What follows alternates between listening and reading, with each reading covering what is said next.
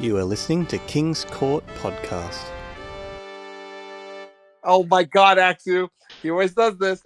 Welcome to the King's Court Podcast. We have me, the King, and in the other corner, we have... Hello, King, and this is Aksu from the Finland region. Oh, so you finally decided to declare your region. Yeah, Finland. And not Eastern Europe like you always call me. Fair enough. I should have came up with the, witty, awesome energy clip beforehand. That never happened. We'll just go with SBT's finest, yeah? That's cool. I don't know if I'm SVT's finest. One of the many fine Tuno's in people. the building! Hi, Netrunner. Hello. There are many cool people in SVT, and I don't think I would ever say something like that. Hi, I'm doing very well, thank you. We are towards the end of a 3-week-long heat wave, and Oh no. I'm tired, but How warm is we'll it? get through it. Like, I was dying today while I was coming home from work. Today is actually kind of okay, but we're reaching 35, 36 pretty frequently. 46? 30. Oh, thank God. We had 21 Yeah, no. and I was dying. That 35, 36 is my kind of weather. That I like it. No. I like hot. Don't worry, What's this Tuno. podcast about? Hello. Apparently Netrunner. Don't worry. Don't worry, Tuno. When we have other SBT members on, we'll also call them the SBT's finest. So now Okay. you won't have to feel the way, We usually do a little history lesson. How you got into Netrunner, when, were you playing other games? Like, what's the story? What's the story of me and Netrunner? Yeah, okay. So, in 2013, I believe, I think it was 2013 or 2014, I was just looking at Board Game Geek, which I used to do every now and then. I didn't really play board games as a hobby, but I liked them. I was looking at them. And so I saw that there was this cool card game that I had heard about, and it was getting a reboot by a big company, and everyone seemed to like it. So I bought the core set. I played it a lot with 2 people I knew, are known as Koga and Warlock. And we played it a bunch, and it didn't come to us as an idea that there might be like a scene where we lead or anything like that, so we didn't look into it. I kept playing casually for a very long time, and I think in 2021 I started properly playing competitively. So it was a very long time of playing casually in person, like Kitchen Table and Runner, and every now and then going on Zaynet and playing a lot of junk. And I started playing competitive a few years ago, and I've done a few things since. Joined QTM pretty much when it started, so it was end of 2022, and I left it recently.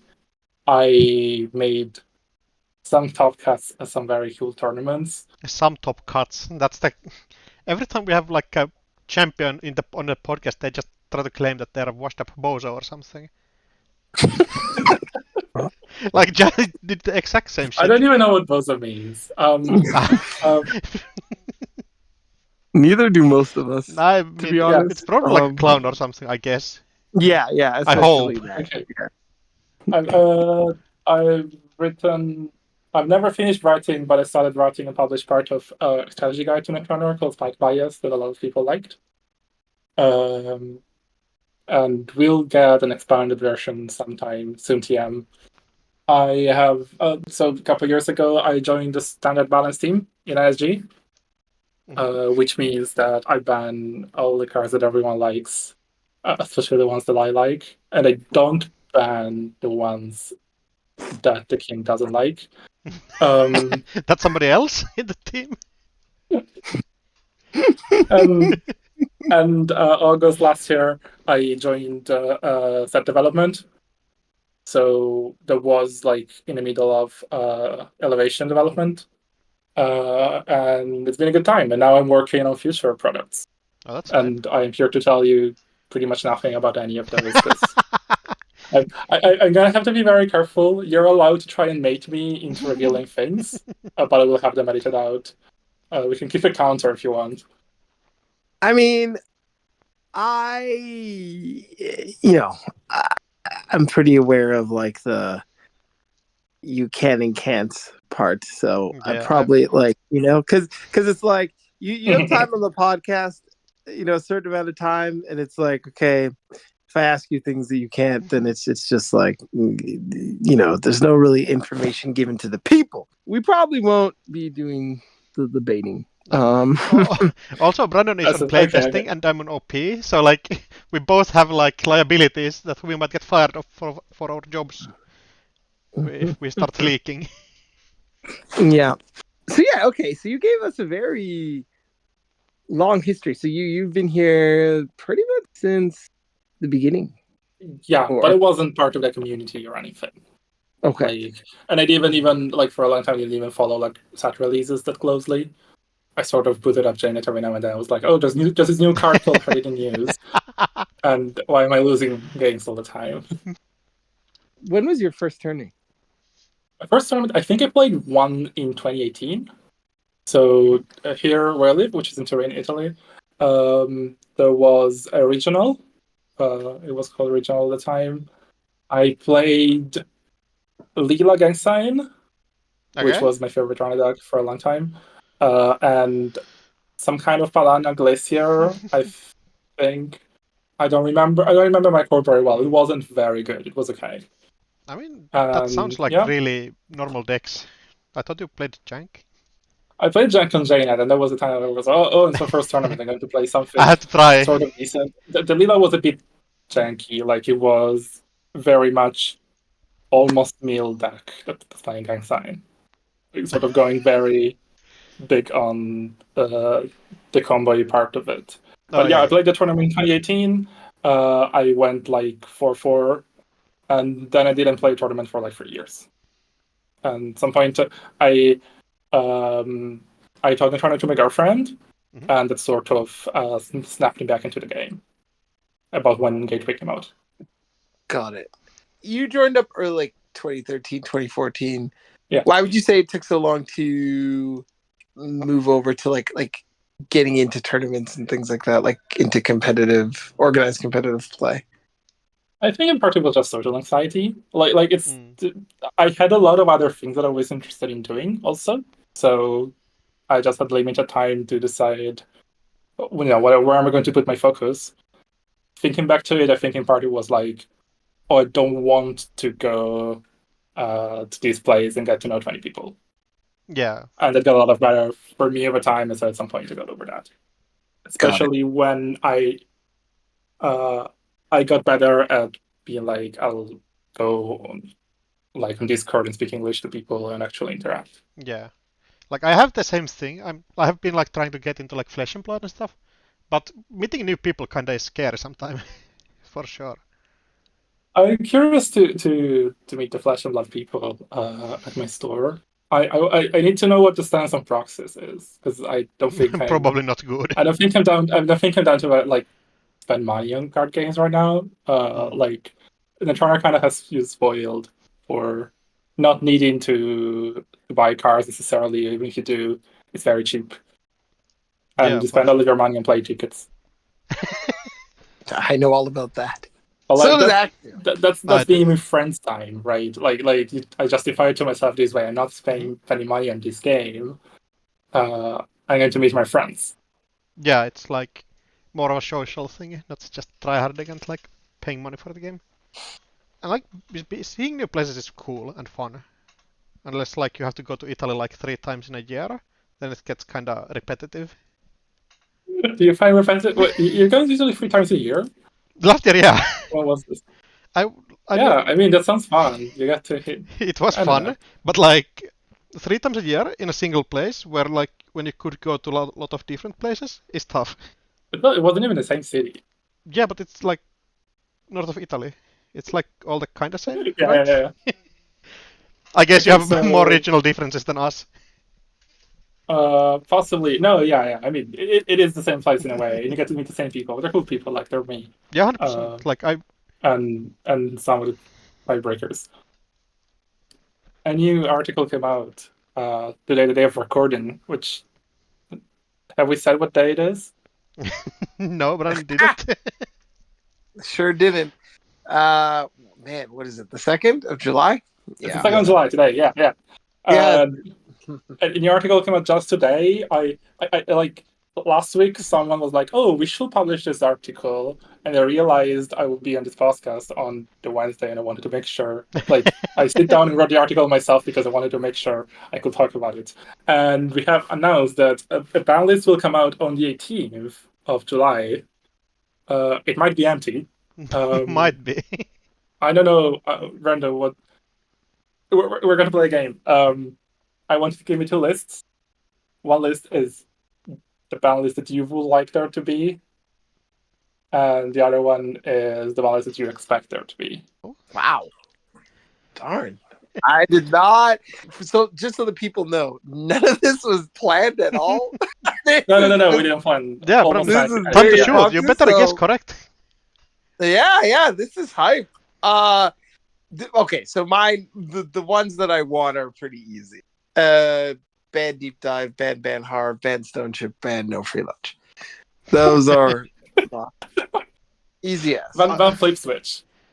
Apparently, No. ban airblades as well. Flip Like switch is everything fine. can go. Like all the tech cards gone when No, King no, Brandon flip- gets on no. the call. We should be able to kill runners. They're getting away with it and forcing us to score. Oh Yeah. no, that's so sad. It's terrible. It's awful. Especially when you make like scoring Was exceptionally. that the one you expect or the one you would like? No, that's definitely the one I would like. I don't have flip switch You on don't the list. think you don't think we will ever ban deep dive, do you? It's kind of a double-edged sword for me, right? Oh yeah. If you ban deep dive, it probably means that ice is not going to get any better. and if you keep deep dive, it means there's hope for ice. Probably that's actually going to be more taxing to actually use this fucking card. Like, so either way, I've fucked it away. But so I'm just going to put deep dive on my list, and then Okay. what I think you've banned. Oh, let me think, because SBT has just a very bad habit of overcompensating and banning some Corp card out of nowhere. Well, because I think this is a runner meta, and then we're going to ban 4 runner cards, and so we have to ban 1 Corp card Yeah, as a balance. just to make sure we don't get too far. Okay, let's hear it. What Corp card would you have banned? Petty cash. Let's go. Don't Maybe even. like can kick rocks. I will fucking riot. Petty cash? Is it your favorite card from Elevation? No, it's just like petty cash is like nowhere near needs ban. Nowhere. It will make a lot more sense to ban hedge fund. Why do you think we should ban hedge fund? You asked us to. Imagine banning hedge fund. Imagine there would be riots on the street No, with me leading. I'm going to say there's I'm not going to say anything about any of the fraud processes that led to anything because the decisions are on the dock yet. Right. But I want to say in our last meeting with SPT, we were like, there are some tough problems to solve because it's difficult to figure out the exact consequences of everything you do. Yeah. And at some point, one of our members came up saying, I don't think that we should do this, but actually, if we do this particular set of bans that includes banning Sure Gamble, I think this will solve the meta. And I'm not one to usually say like, oh, we can't ban cards for Gateway or we can't ban IDs because they're sacred. But I think maybe Sure Gamble is a card we shouldn't ban. There's something just sort of wrong about it. Banning Sure Gamble. Listen. When Archive Memories got banned, I was like, SPT is capable of anything in it. I don't know. It wasn't in it yet. I still never really understood the rationale behind banning Archive Memories. Wasn't it just that it kept recurring Drago and Drago was busted and you didn't want to ban Drago? Yeah, there was no good rationale. That's what the rationale was. I heard some people talking about it as, Boom is trashable and you shouldn't have a card that functionally makes you Boom untrashable. I don't know even. I don't personally remember. I think that was Andre talking about it later. Yeah, I think originally it was, you can't recur Drago, so like it makes it harder, that sort But of thing. restore was legal. Yes, Yeah, but restore exactly. is worse. Well, restore is influence, and we pivoted to restore. But like there was a lot of Oh, because I guess archive not- memories would also get you back your operations. Yeah, okay, that makes sense. Yeah. But, you know, Yeah. restore is faster as in They you play also restore, banned you hit your drag immediately. Yeah, they also banned the other recursion card in the same ban cycle, right? Oh, preemptive action. Yeah. Which kind of does Well, the that same one I thing. can understand a bit better. I really like preemptive action actually. I think preemptive action is like the perfect cube card. Yeah, for sure. Oh, you've both played Koga's cube, right? Yeah, I think Brandon played. no, I was helping with the barbecue, so I didn't play. Oh yeah, I played. I won, so I'll take it. I'll take it. I like that cube is so fun. Like I played Adam with Oracle May as like one of the directives, not Oracle May motivation as the directive, and then played Oracle May in the deck, and it was so hype. I want to say about the Drago thing, because I was like, this always tilts me. Is like archives memories getting banned is annoying. A, because it's archive memories, but B, because like you're hoping to not have to ban a card that you're most likely going to have to fucking ban. And that's, you're getting collateral damage on the way. Yeah. Like, no, I agree. And we also know that usually, like, and when I say usually, I mean like 98% of the time, if a fucking card gets sent to the Shadow Realm, it's not coming back.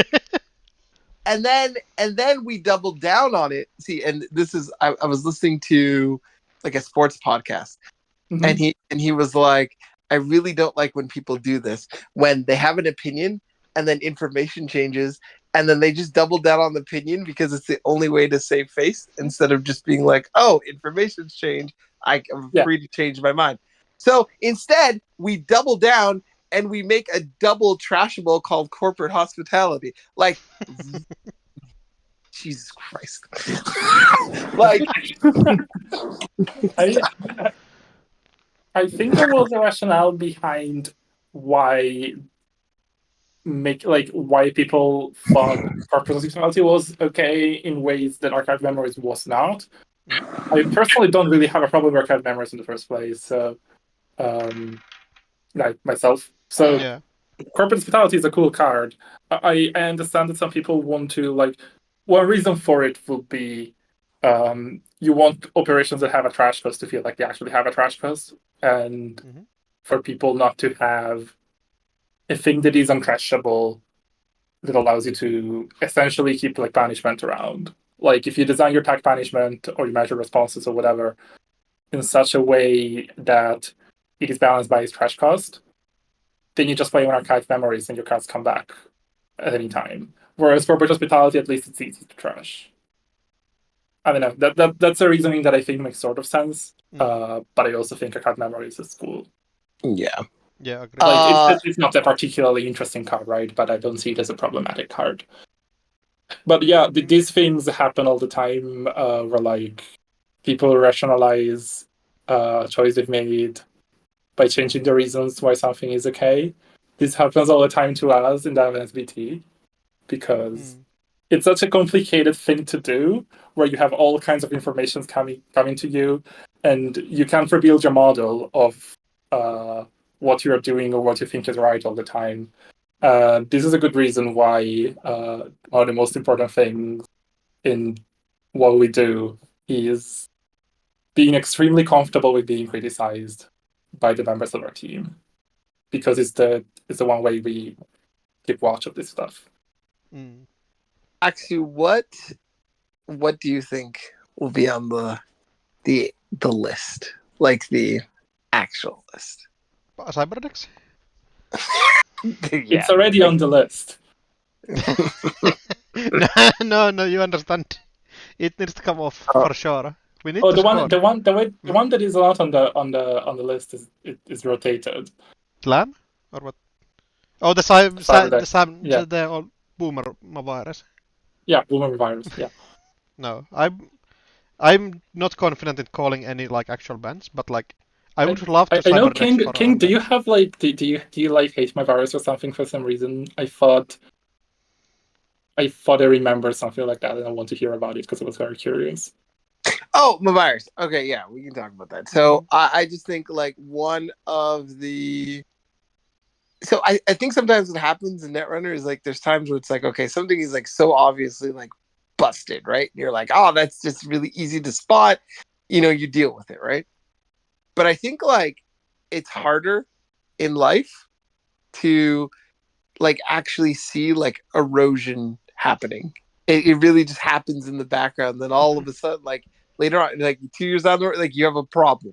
So it's a power creep. No, this is anti creep. This is like this is the Yeah. net. This is the Zoomer Netrunner experience of things. Yeah, it's power creeping down in this case. Yeah. Okay. Yeah. Now the cards that were like I just had and fundamental now cost me an influence, and you may not think that matters, but like then when you go to build your deck, you realize like okay, in a meta that's like oh we have viruses that we need to handle. Okay, I need like a couple of these. That's two influence less than you don't have. Plus, we have, if you're not playing NBN, well then that you're essentially playing a 10 influence deck if there's like viruses that you need to deal with. You know what I mean? And that's very constraining, right? It just added to constraints of Corp.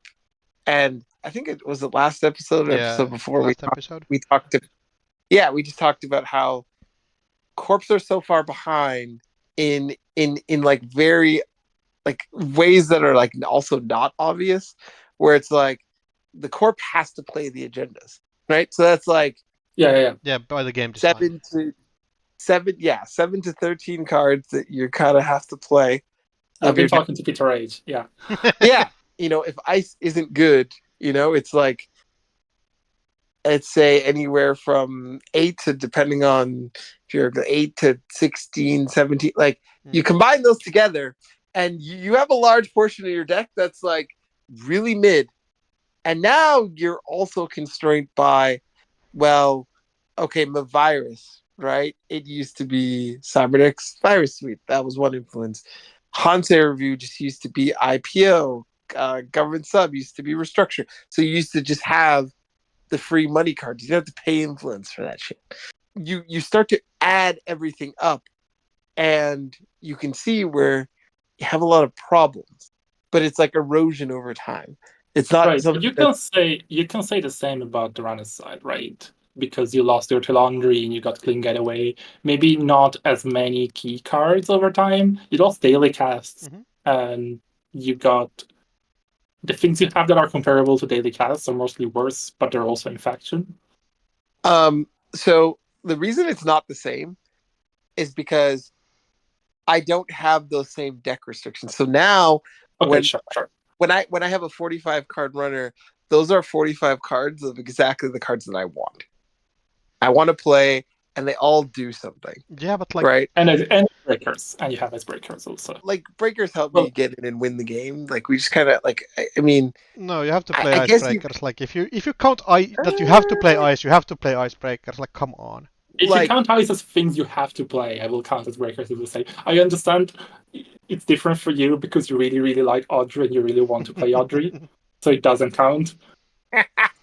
Okay, you called me out. I mean, yes. Okay, in a normal average deck, you're playing the icebreakers. Like, the icebreakers are much fewer than ice. Yeah, I get what you mean. Yes. It's not only that. You find them to serve a purpose. Like they're actually also going to do things for you. That's always right. Nice.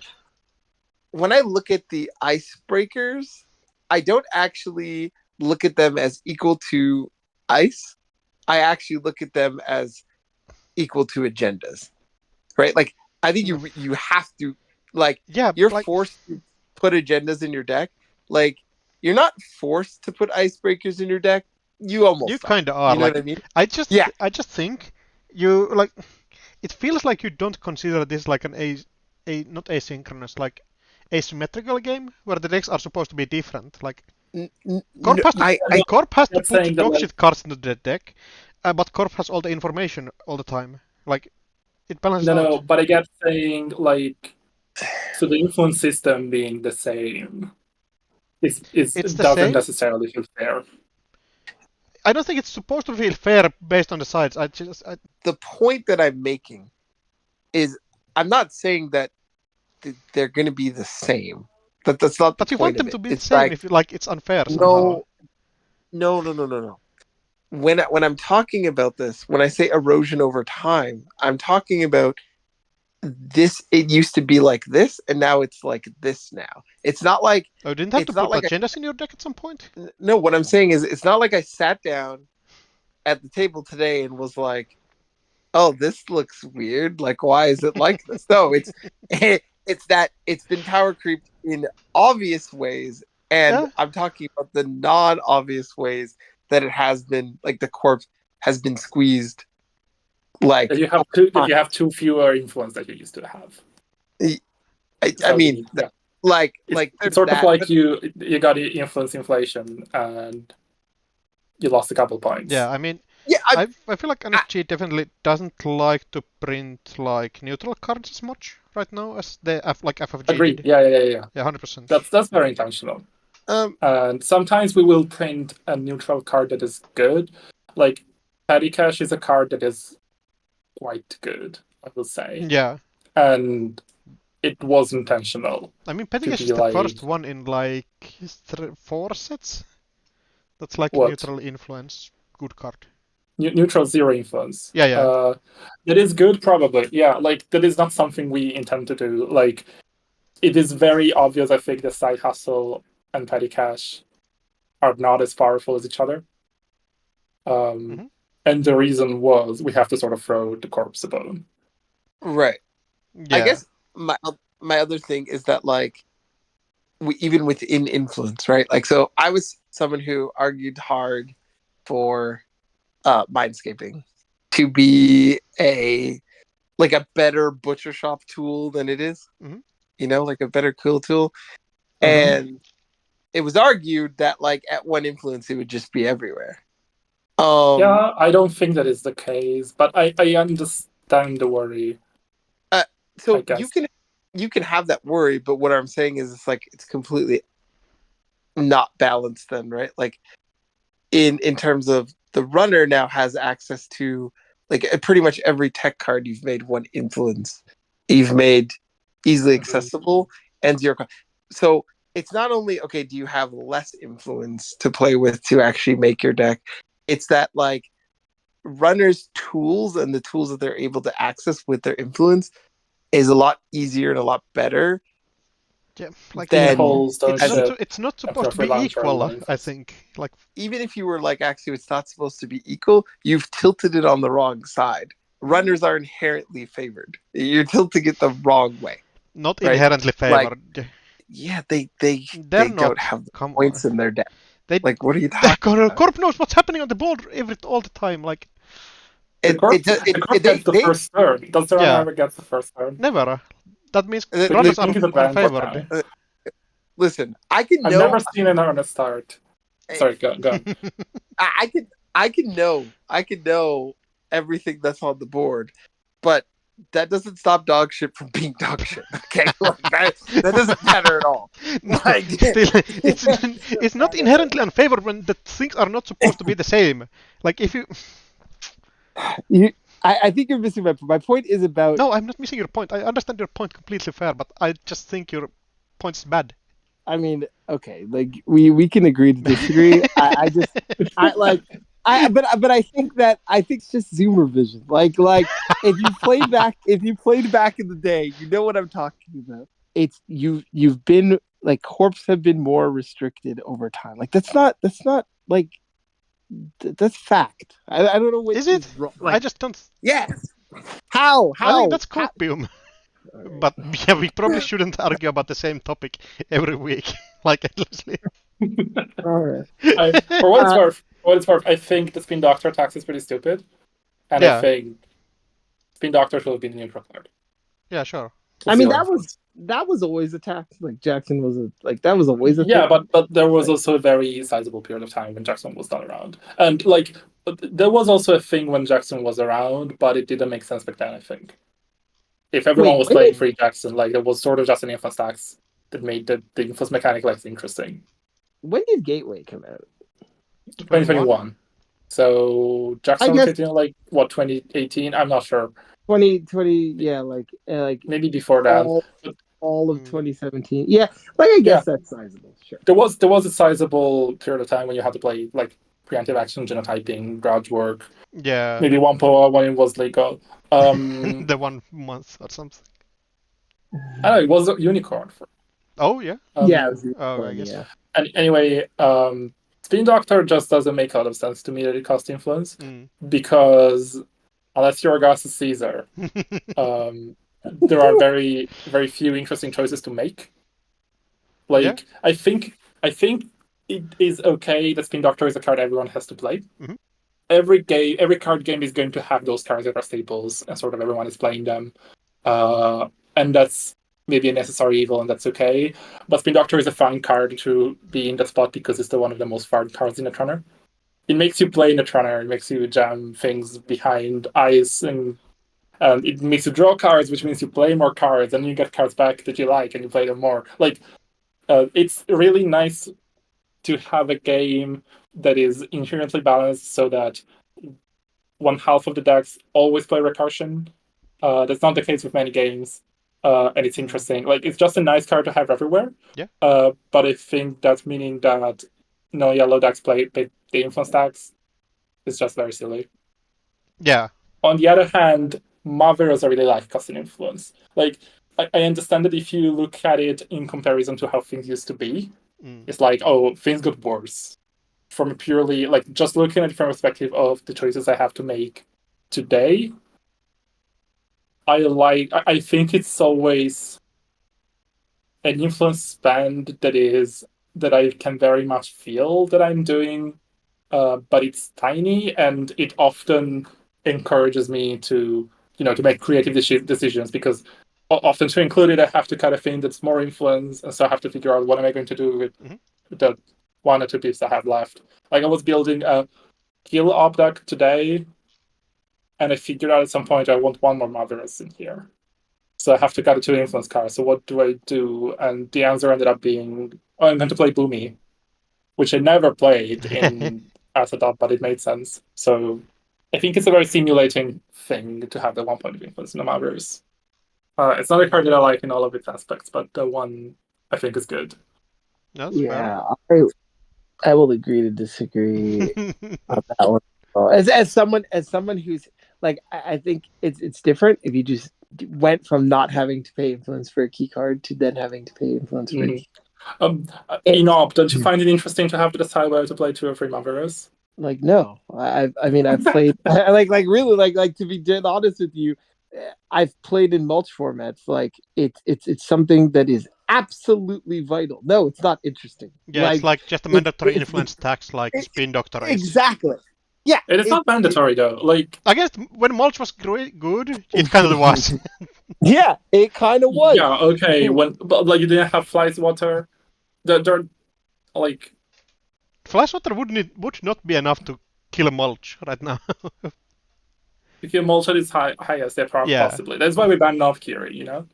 I mean, sure. Like I just mean that like I think what I find more interesting and like what I found more happening before was just like the ability to mix and match the different cards that you like, different types of ideas and cards that are not. I get what. Let me see. What I'm trying to say is that like for me, it's not interesting. It's a lot more annoying because it's like weaken the power level of like ice, right? Like there's a effort to do that. Scoring has become very difficult unless you like open the nuts. Okay. On top of that, now I'm spending influence on cards that like maybe require me to like win this matchup, or maybe I need some extra money versus like just other cards that I actually rather be playing or that would make the games more interesting, because like the more influence like the Corp has, it's like you don't know what they could be playing.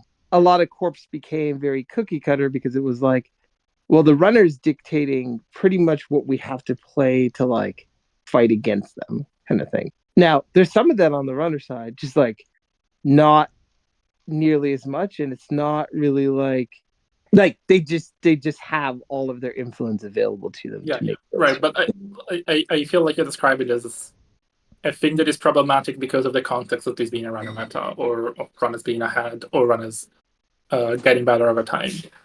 Yeah. I don't see having to pay for matters as an inherent problem. Because it's still a choice that you get to make. I really do think that. Right. I don't like I guess I also want to be clear about this point. I think if people listen to this are like Mav versus like Mav being one influence versus not being one influence is like really like mid. You know what I mean? But I think it's a small thing. Yeah. Yeah. I think it's overall the influence of runner cards versus corp cards is like not balanced well. And like there's a lot of corp cards that I can point to where I'm like, this is over influenced. Okay, give me one. There's just a lot of like if I compare to runner cards, right? So like all those runner cards that are one influence, like I don't see why on the other side, like Mindscaping, You said Mindscaping already. Give me one. Mindscaping, KPI, Descent. I think Corporate Hospitality is a 2. I think me and Dabs argued about this one before, but the new campaign. Otto? Yeah, auto campaign. Like he argued he really liked it. I was like, man, I fucking wish I had Maryland back right now, and that card is a one influence card. Like, yeah. I think Maryland is correct on one influence, as Otto is correct as free influence. And I think they're both right. Yeah. For what they are. It's very different cards. Like Otto is like a fast advance tool also. Yeah, they're very different cards. Yeah. And I think even not just from a balance standpoint, but standpoint of this card, we want to signal to players that it's very representative of what the faction is, especially in a corset product.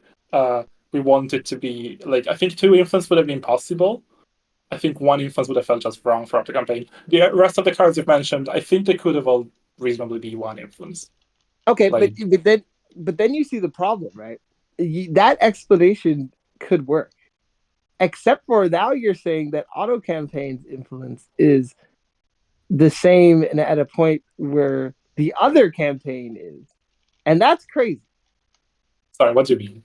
The Fortress for the trash refugee campaign. Yes, exactly. Like those are not the same. Like, and that's what I mean. This is the problem you run into. Is like, what is not the same? Like, are you complaining that Refuge campaign is 3 influence? You think that Refuge campaign and auto? Oh no, it shouldn't be free influence. I don't think it's correct. Probably, like I think it could do with over influence at least.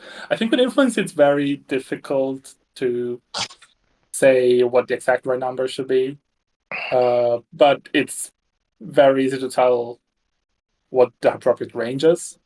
And I think free for Refuge is very strange. Yeah. Yeah.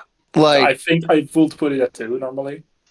Possibly, I could see putting it at 1, but like that's irrelevant, right? Because it wouldn't see play at 1.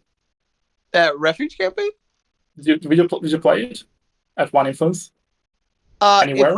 If Refuge campaign, because Refuge campaign has been out for a while, right?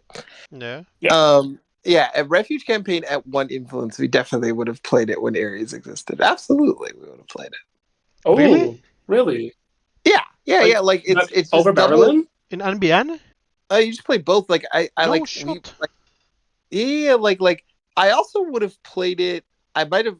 I mean, I have done this. I've like at just experimenting with it, but like at that level to trash and at 1 influence, you could have set up boards with that Maryland and like pad campaign where it's like, you're getting your drip, even through times of decks that had imp. Mm-hmm. To go and trash the other one, they'd actually have to they really have to pay, right? So they can imp one, but really have to pay for another one. Yeah, if you're CTM, it is. Yeah. You still have to, like, you can't do it every turn. Correct. I don't think there was ever a time where Refuge Campaign and Gs were both legal, right? Because I don't know if I agree with you that I will play Refuge Campaign, but I think it might be like a one-off that I throw in for Gs. They weren't legal at the same time ever. Okay, fair. Yeah, Yeah. just got rotated like Flashpoint. You know, those decks that will play like one Magnet just to make Jigs work. I think you could have played one Refuge Campaign at one Influence. But yeah, but Refuge Alliance is like like a fucked up mechanic by itself, so I don't think you should compare that one. Okay, anyway, I agree that Refuge Campaign could have been at lower influence. I think it's a very particular hill to die on as a card that's never seen standard play. I named you a few other cards. Like, I mean, Okay. I could spend And the other ones I time. do agree on. Like, they're all cards that could do at like one or two, and they happen to be two. And I don't know if I can agree that we overcorrected differently on different sides because I would have to actually sit down and look at all the things. But maybe. I think it's literally that just NFL and like. And Stone Ship because Yeah. hates No. it. Like, no. All the tech cards avoid it. Like Stone Ship, NFL, Airblades, Lilo. Yeah, they're all one influence. All of them. So you should Pinhole. follow the Marvel as being a tech card should also be one influence. So I would say one of those cards has a 3, and the rest of them don't. I'll just say that. Yeah, but the effect is different. No. You know what really tilted me? Was then they were like, "But look, it does a net damage." Like, get out of here with that shit. I agree. No, when I looked at it the first time, it really felt like that. Like it really, the first time I saw Marvel, I was like, "Oh, but it's not a reprint." Because we added one net damage on very specific situations, and I was like, "Yeah, that sounds a bit like that's bullshit." We like are reprinting it, but actually not. Yeah. But then I actually got to kill someone with it. This is the best card ever. When it hits, it's like, kind of funny. That's to be fair. It is really funny to get kills with it in decks that are not heal decks. Like you're just playing PD and someone runs in your remote with no cards in hand because that's the tempo you force them through, and you get a kill with Maverus. That's great. When you're up and you have like double Maverus in the remote and you bait them into running. Jeez. I've never hit that one yet. Pro strat. I have questions for you, Tuno, other than influence and not. Yeah, influence is like the most annoying part of making cards because it is this number that will determine so many things, and it's impossible to test around it. You know, like you can't really go and be like, oh, I'll test this card in 4 different factions with a bunch of different numbers and see what changes. Yeah, it's like a vibes number often. I guess it's much more difficult in cost because you're saying this is a number that only affects some of the ways this card is played and not others. That means there are more variables to test for. Okay, go on. You have another question, though. Well, I guess to follow that point, I think that, like, for me, I think with the influence thing, it's clear that, yes, like, I would say that it's I mean, it's obviously not easy. But I think when things just have been difficult, there's just a default error on the side of caution, and you get numbers that look like that. And I think that's erring on the side of caution when it comes to Corp. Like that's been the case for a little while, and we're trying to move away from that. But I don't think it's influence specifically when it comes to that. Like I think it's stuff like Daniela, where it's fake damage that can kill. So I think that's a much more prominent example in my head. Go on. In 2022, you mentioned that. Is it okay for me to call QTM a testing group? Yeah, it is a testing group. Okay, cool. So you joined the testing group. I think people have their different reasons for joining testing groups. They are seeking different things, or maybe it's just a friend group, or like what made you be like, okay, testing group might be the right thing for me? It's just this game is cool, and I've been getting better at playing it, and I want to keep getting better at playing it. And the people that are starting this thing, they're not my friend. Like very few of them were people that I knew really well, but they're cool people. It was literally just, anime protagonist. Oh, I want to get better arc to start. What about you? Because you were in Unbanned for a long time. How did that happen? And then you are now in Tiebreakers, right? So that it's funny you mentioned it. So Unbanned wasn't my first testing group. Yeah, that's like Oh, House Hippos or something. Yeah. So Yeah, I know the lore. back in 2020 is when I met Sokka. Sokka's the one who introduced me to a lot of the Vancouver meta players.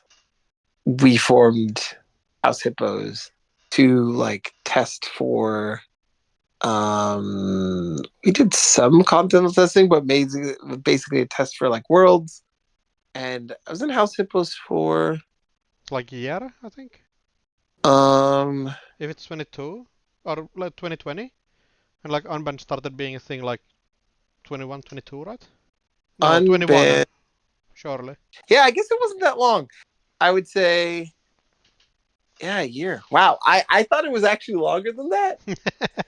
I thought it was longer than that, but like, yeah, I think you're right. Like, I think part way through 21, yeah, yeah, yeah. For me, it was like really need to, like, I really want to improve. I really want to actually get focus testing, play more high level games that weren't just like, JNet or like not that like JNet was very helpful, but like Yeah, it's um you need the like really quality games. Yeah, JNet is learn what the cards do and see them a bunch. Yeah. yeah. And like I think one thing about testing, like focus testing, was like I was better when I knew lines and practiced those lines and like Yeah. knew the do's and don'ts Mhm. of certain matchups, knowledgeable like about what my deck was trying to do and the like getting my like deck into a good position, or knowing when okay, I'm actually in a bad position and there's a sense of urgency and I need to go. Like I need to either make more riskier plays or I need to run and disrupt this before it hurts me, or whatever the case may be. And then like also just like playing against better players than I a lot of the time, it teaches you a lot of Netrunner lessons. Yeah. Yeah, it's very humbling every time. Yeah. Yeah. both in tournaments and testing.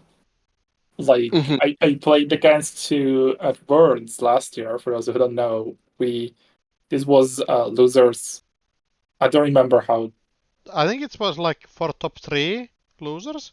No, it was like I lost and I got sixth place Oh. after playing against the king. Like, yeah, I lost against the king who was playing like this very glacier Young Infusion with Sisyphus, and I was playing a very poorly built Eza that somehow got me sixth at Worlds. But it was very much not Yeah, the player Eza skill build that I should have been difference. playing. A little bit. Also, my Corp was loud, which was very good, and I think very well positioned into the random meta at the time. That was a very teaching game. Even though I think in part I lost it because it was just completely out of it, like physically. Oh yeah. Yeah.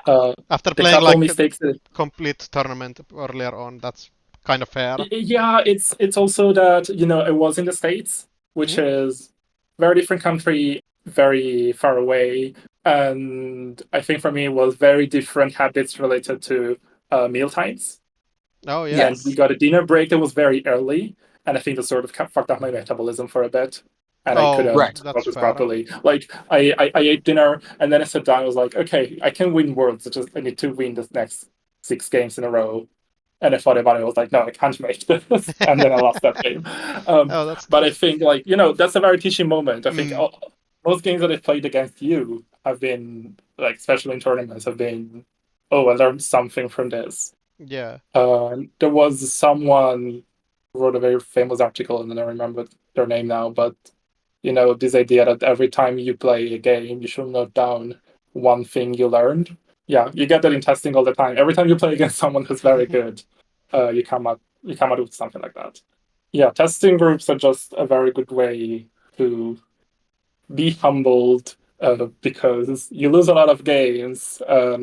You just get used to the fact that you can just go on JNet casual with CTM and get a 90% win rate. Undefeated on Janet Casual, the classic on DB. Yeah. I think the one person that humbles me most constantly is Deer. They beat me a lot. I keep losing to them, and I keep switching. I keep having very good decks and switching them for tournaments because they beat me on them. Like, I was about to bring Amani Sports towards, and then D was on that and kept destroying me. Oh no. And so I was like, I have to beat something that can't just deep dive. Yeah, that also happens to Brandon a lot.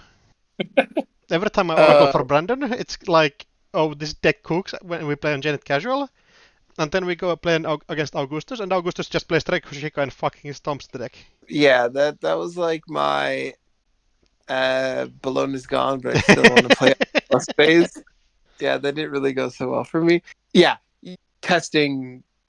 Yeah, you learn a lot. Like I really try to follow that motto. Like, just whether it's I did this well or I didn't do this well, or I misplayed here or made a really good play here, or my opponent did all like any of those things. Just learning. I think also too, because I usually have an oracle. You get another, like, incidentally, you just get another set of like eyes and ears on the game as well. To be like, yeah, like, way back when you did this, I probably would have done this, and you're like, that's good. Yeah, because usually the best way to learn something about a game you just played is ask your opponent, what do you think I did wrong? Right? Or like, why do you think I won? Things like this. And yeah, do you usually talk with your oracles after games and ask them, what do you think? I think I think I've had different stages of how I felt about like winning and losing, and like kind of what I was able to take away from it.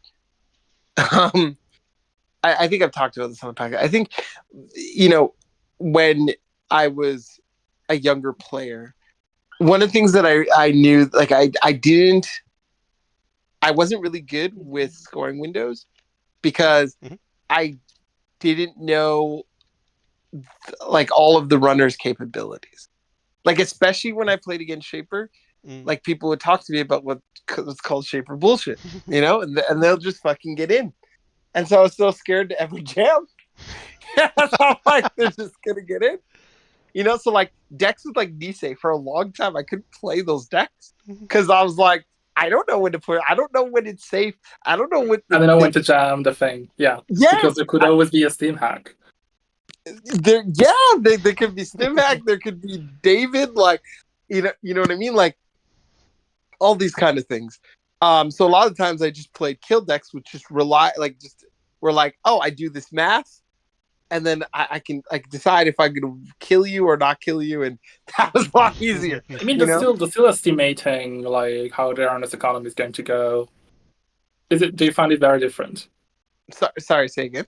There's still a lot of having to estimate how their honest economy is going to go, whether they're going to be able to threaten your things, whether you can gradually push them towards being me.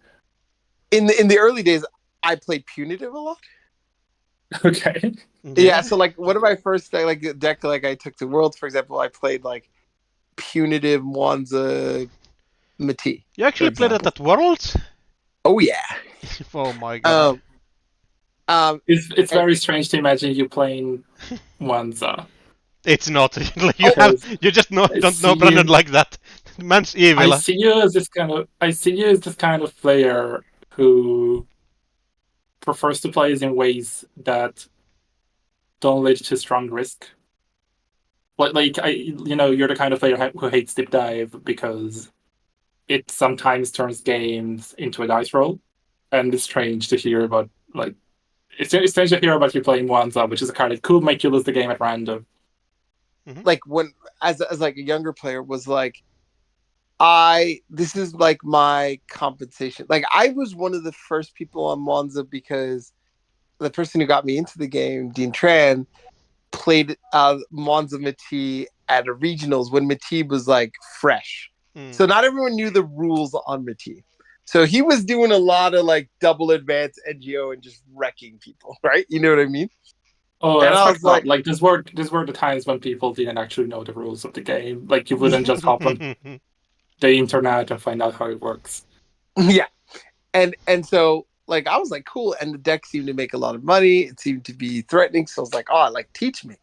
He taught me, and then eventually I started like making my own tweaks and changes and like working with like my meta here in Toronto. Like love them dearly. They feel the same, but like they probably like at that point they hated me. They had to have hated me. They're like, this newer player is just like is playing these and like we're helping them, but like this is just so miserable to play against. But yeah, and so basically Wanza was like, okay, I can set this up, I'm gonna make this much money, and I kind of do the math. And yes, there's potential for like the runner to like thwart my plans, but I felt so much more comfortable playing the math game than like jamming an agenda, them breaking in, losing it, and getting nothing out of it. You know what I mean? That's kind of how I saw it at that time. Versus now, you're right, and I think that's like, I've gone through like being an unbanned and just being around Sokka and Bridgman all the time. Yeah, And which are exactly that kind of player. Yeah, Both bad of them. influence. and they just like, not physically, but in a game sense, or virtually just beat discipline into you. You know what I mean? Like Yeah, to beat them consistently, you have to be on point. You have to be yeah, disciplined. you have not to waste credits here and Yeah, there. You have to actually use everything you can. I think I was talking once with Council. They said that there are two kinds of Netrunner players. There are players who used to play poker and players who used to play chess, yeah, and you can tell them apart. Like the Breachman is a chess player. yes, yes. Like I think in the like not having really played either game much in the analogy, I'm a chess player sort of. I think sometimes I do very reckless things, but I tend to be like I'm going to exhaust all of your options until I win, or I'm going to build something relatively unstoppable. I think people get confused, for example, about what the Ezet decks I build are about because they see as this kind of slot machine where you're like, okay, you mill 20 cards, you look at them, and if you get 7 points, you win. I think Heza is very much, I am mathematically going to win in 8 turns, and I am locking you out of the game as much as I can. It's like the exact opposite. The important thing to do is to cut all the finalities, because finality is the one thing that makes you play randomly. Just play as much money and value as you can while you keep milling. Yeah, I can see Yeah. that kind of being the thing. Especially nowadays, maybe more than at you. I'm thinking mostly of Ezza like 3 months ago. I haven't really yeah? played Ezza since Elevation came out. I know there are lists that have been published that are done quite well. I personally have not really investigated what Ezza does right now. You mentioned that you're not in the testing group anymore. Are you looking for one? Are you just going to remain a free agent? Like, kind of. I'm enjoying the single life for a little bit. See? I'm honestly just haven't played Netrunner a lot since Elevation came out, and for the little that I've played, haven't done very well. So I think I'm taking my time. That's fair. I like taking break is good, I think. Yeah, I'm going to play the MEA, and I think I'm. You know how Breachman doesn't really play anymore, Yeah, and but still he's going like to just every now and destroys then go to the everybody. tournament and win. I'm not particularly making a commitment to do very well at particular events, but just show up, have fun, meet hopefully people. that happens. Yeah. Like for real, that might be the best way to play the game. Is just like travel, meet people, have fun. When you like start tryharding, you start hurting yourself when you don't win and stuff. Like it No, feels I bad. personally think I got better at it. I think generally I've been okay at accepting defeat. Because you do have that whole thing to fall back on, like even if you're going to try harding, you're still going there to meet friends. After all. Yeah, like fair, but like it still hurts when you have put a lot of effort into something and you don't do it. It feels bad, right? It's okay. Okay, I Like- think that might be me then. You sort of drop the event and you go sit down and talk to people. Like that's the one thing I realize I have to do is you just drop when you're not doing well.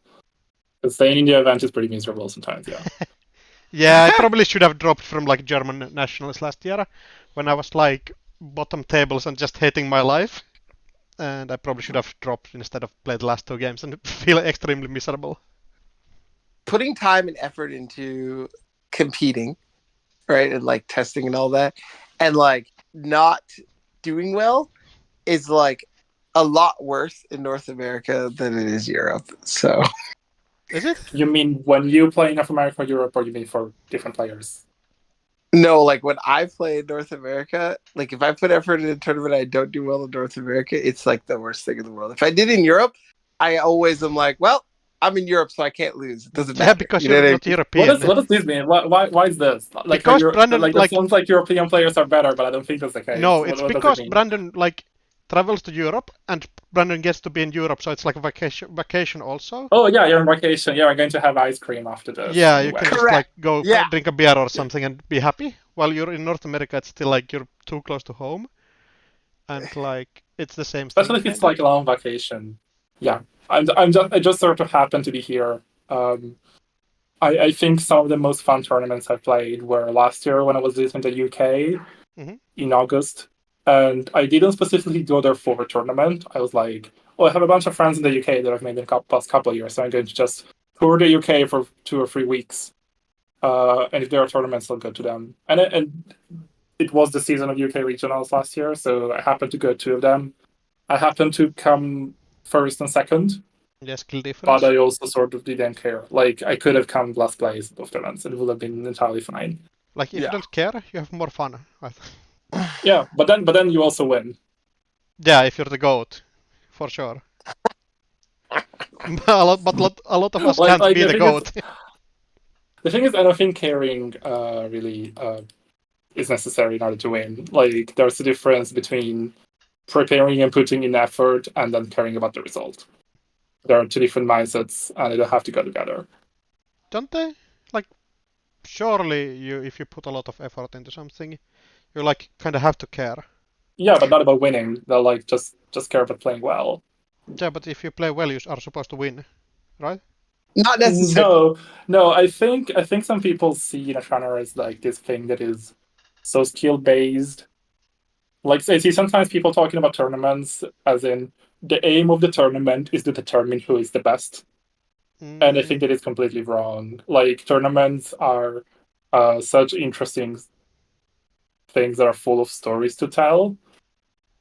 Like, you come out of a tournament and you have so many stories of things you did and others did, and time spent together, and things that happened to other people you know, etc. And that's kind of what a tournament is about. And I think the part where someone won, like, it's part of the story, but it doesn't really, like, it's not supposed to tell you, this is the best player in the world right now. Yeah. Like, I don't really think the players who won worlds were necessarily the best player in the world at the time. Yeah, I agree, but it's still like Right. you go there to be the best at that point, right? I don't think it like You don't have to play. realistically the like best player is figured out by a series of tournaments, not by one singular tournament. Especially because there's inherent randomness in card games. But like if the point for tournaments is not to figure out who's kind of the best and who plays the best at that time, I don't see what else it could be. Like your romanticization of it is like interesting, but I Yeah, just don't see. tournaments. I think tournaments are like story generators. They're like an excuse to come out with having done a lot of interesting and cool things. I mean, I think that's like a and like the act of ending up winning, like someone ends up winning, is a cool story. Like, I thought Wars Like Hero was very interesting because you had the player who was coming into it with the real possibility of doing the free beat, who ended up getting 3rd place after losing to singles and R&D. Yeah, I think in a very unfortunate way, and it's difficult to say whether he would have won otherwise. And then you had Arzan, who is this player who is very good, but also I personally didn't remember who he was when I saw the named Arzan. And then if someone told me Alex Boyd, or if they told me like, oh, this is the player who played Moonpool as Mari at the regional, Canadian, I would have Canadian remembered, right? tournament. Because the deck was really cool. Yeah. But like I think maybe because I wasn't American and I wasn't really following what he was doing, he wasn't at all on my radar as the kind of person who will win Worlds. Yeah, for sure. And it was a really cool story, a really cool thing to happen.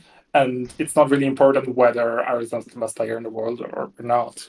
It's not, but I just think like the whole idea of the tournament is to figure out who's the best. I think that's like all the story layers are really important and the real reason why you go to the tournament and why tournaments happen, but it's not the primary function of the tournament. You said it's the whole reason, but it's not the function? Kinda, yeah, like it's the reason why people do it, but not the function of the tournament itself. Like if the tournament was like its own like animal, it would produce the best players, and like the side effects would be all the like stories and stuff. Okay, I think I like it better this way. Like I like that we make tournaments weirder and we don't make them do what they would like to do. Yeah, so you like to prod the tournament with a stick to make it do more interesting things. Yeah, exactly.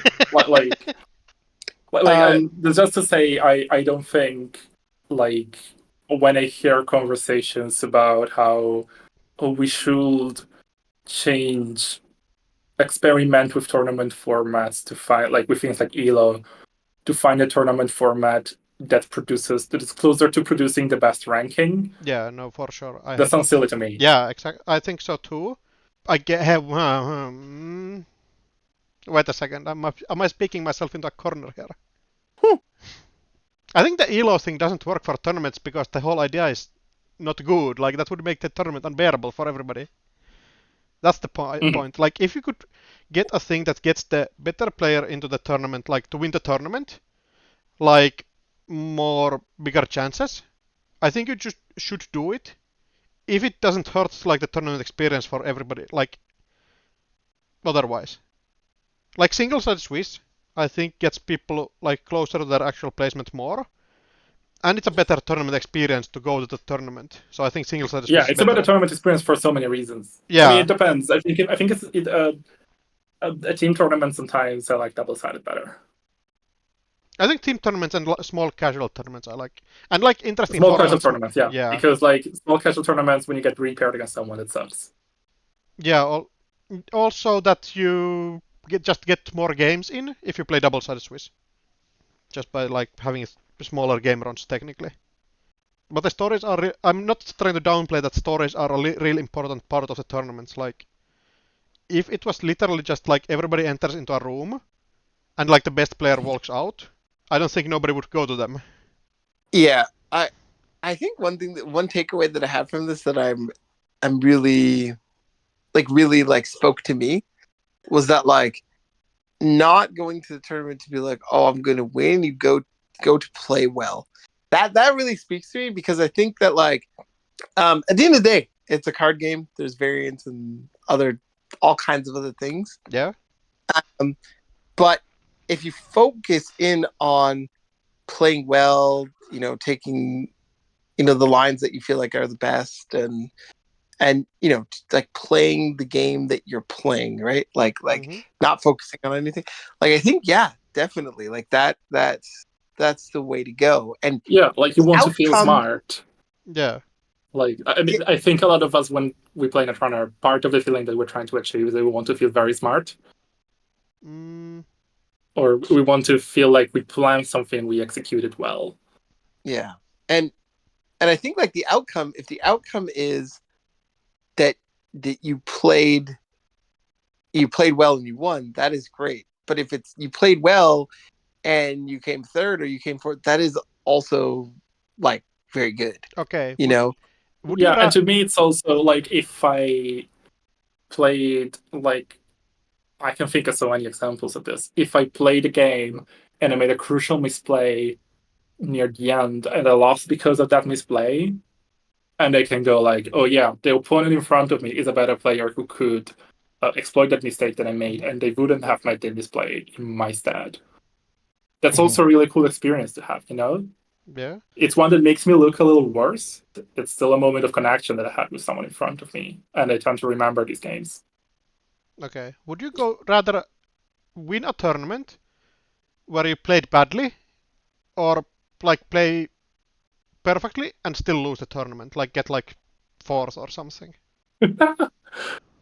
Wait, so the alternatives are I play really badly, Not really badly. You but I just play find badly, agendas. like unoptimally, that you are frustrated I in play your sort own of badly play. and I find agendas at the top of RNG. Is Yeah, that and idea? win. Yeah. The alternative is that You play I like play perfect lines, perfectly, but opponent just wins against you. everyone, They like have good matchups and but stuff. everyone reached agendas at the top. Uh, Not like they're both that's black and terrible. white, but like your Yeah, opponents have good matchups and like it's just unlucky and stuff like that. they're both terrible. I think I prefer the first one because at least I can pretend that I did well, like that. Yeah, exactly. Like I I think everybody I does the same thing, like the first one more. I'm definitely the second one. Really? Yeah, absolutely. Uh, Like I had a situation where I was playing mulch, and my opponent was playing like core damage Asa, and they were just like they were going off. Like I couldn't keep up with them, yeah. and like I'm clearly losing this game, except that they made a crucial mistake, like misplay, and a point didn't like shuffle agendas back into their like they didn't put them in the bin where they were going to be safe. Yeah. And I was like, okay, all I can do from here is just try to like access Gendies and like multi. And I was like, run HQ still agenda, run HQ still agenda, run HQ, and I just won. I was like, wow, I had no business winning that game. And sure, like that's good. Like that vaults me forward. And I'm still like at a point playing this game where I'm like, I'm gonna take the lessons back from it. But like at the same time, like I feel I'm not this person who's like, oh, if it's me who like has the unfortunate thing that happens to them, it's really bad. But if I do something that like is unfortunate for my opponent, then like, yeah, it's me. You know what I mean? it's not really good. Like yeah, like you're making me choose between two different kinds of shitty situation, yeah. Like and I they're both felt, bad. I think the worst thing is to win by game loss. That's like the worst feeling of all. I yeah, think I Losing find by that game loss is worse. even worse. No, losing by game loss is okay. No, fuck no. Because I hate it so much. I mean, okay. Because I understand it, but like personally, I'm still like, okay, I made a mistake. Like I can still feel the way. There are some kinds of game losses that feel less fair, but a lot of them, I am able to go in some way. Like, oh, I forgot to shuffle the symbol chip back in with the Ashen. I was going to win the game otherwise. I think for me, there is some satisfaction in some way in finding myself able to admit that I made a mistake. If that makes sense, I can be mature enough to go like, yeah, that's fair. It does. In a tournament environment, I for real think like if my opponent game losses, I'm happy about that. It doesn't feel good at the moment. Like you have empathy during the situation, but that's like the easiest way to win the game. And in a tournament, I'm there to win the games, not like play perfect Netrunner, I Yeah, think. for me, it's like I guess I'm glad I'm going forward, but to me, the experience of recognizing to myself that I got a game loss and it was my fault is a genuinely positive experience. Winning by game loss can be neutral at best. Like there is something good in it, but it really doesn't feel the same as winning because I won. There is, I think, one of my favorite game losses to think back to was against the King. Actually, it was the first time we played a game ever in tournaments. Right? It was EMEA 2 years ago. It was online. You ran on R&D. So I was playing Prism Killing, right? Like killing on infusion, my and babe. I had a killing in the remote at 5 or 6 counters. I had no agendas in HQ, no agendas in archives. The game was basically locked. Like there was literally no way that I could lose because King couldn't enter the remote anymore. And he ran R&D, which was the only server where you could fight agenda still. And I spin a couple cards back to reduce density. He finds a bacterial. I resolve the bacterial on JNet, which is a mess. Yeah, 100%. And I mess it up a little bit. I mess it up a little bit because bacterial is what it is in JNet. Yeah. And then at some point I go, oh, sorry, I messed up. Could you undo click? Oh no. And the king undoes click.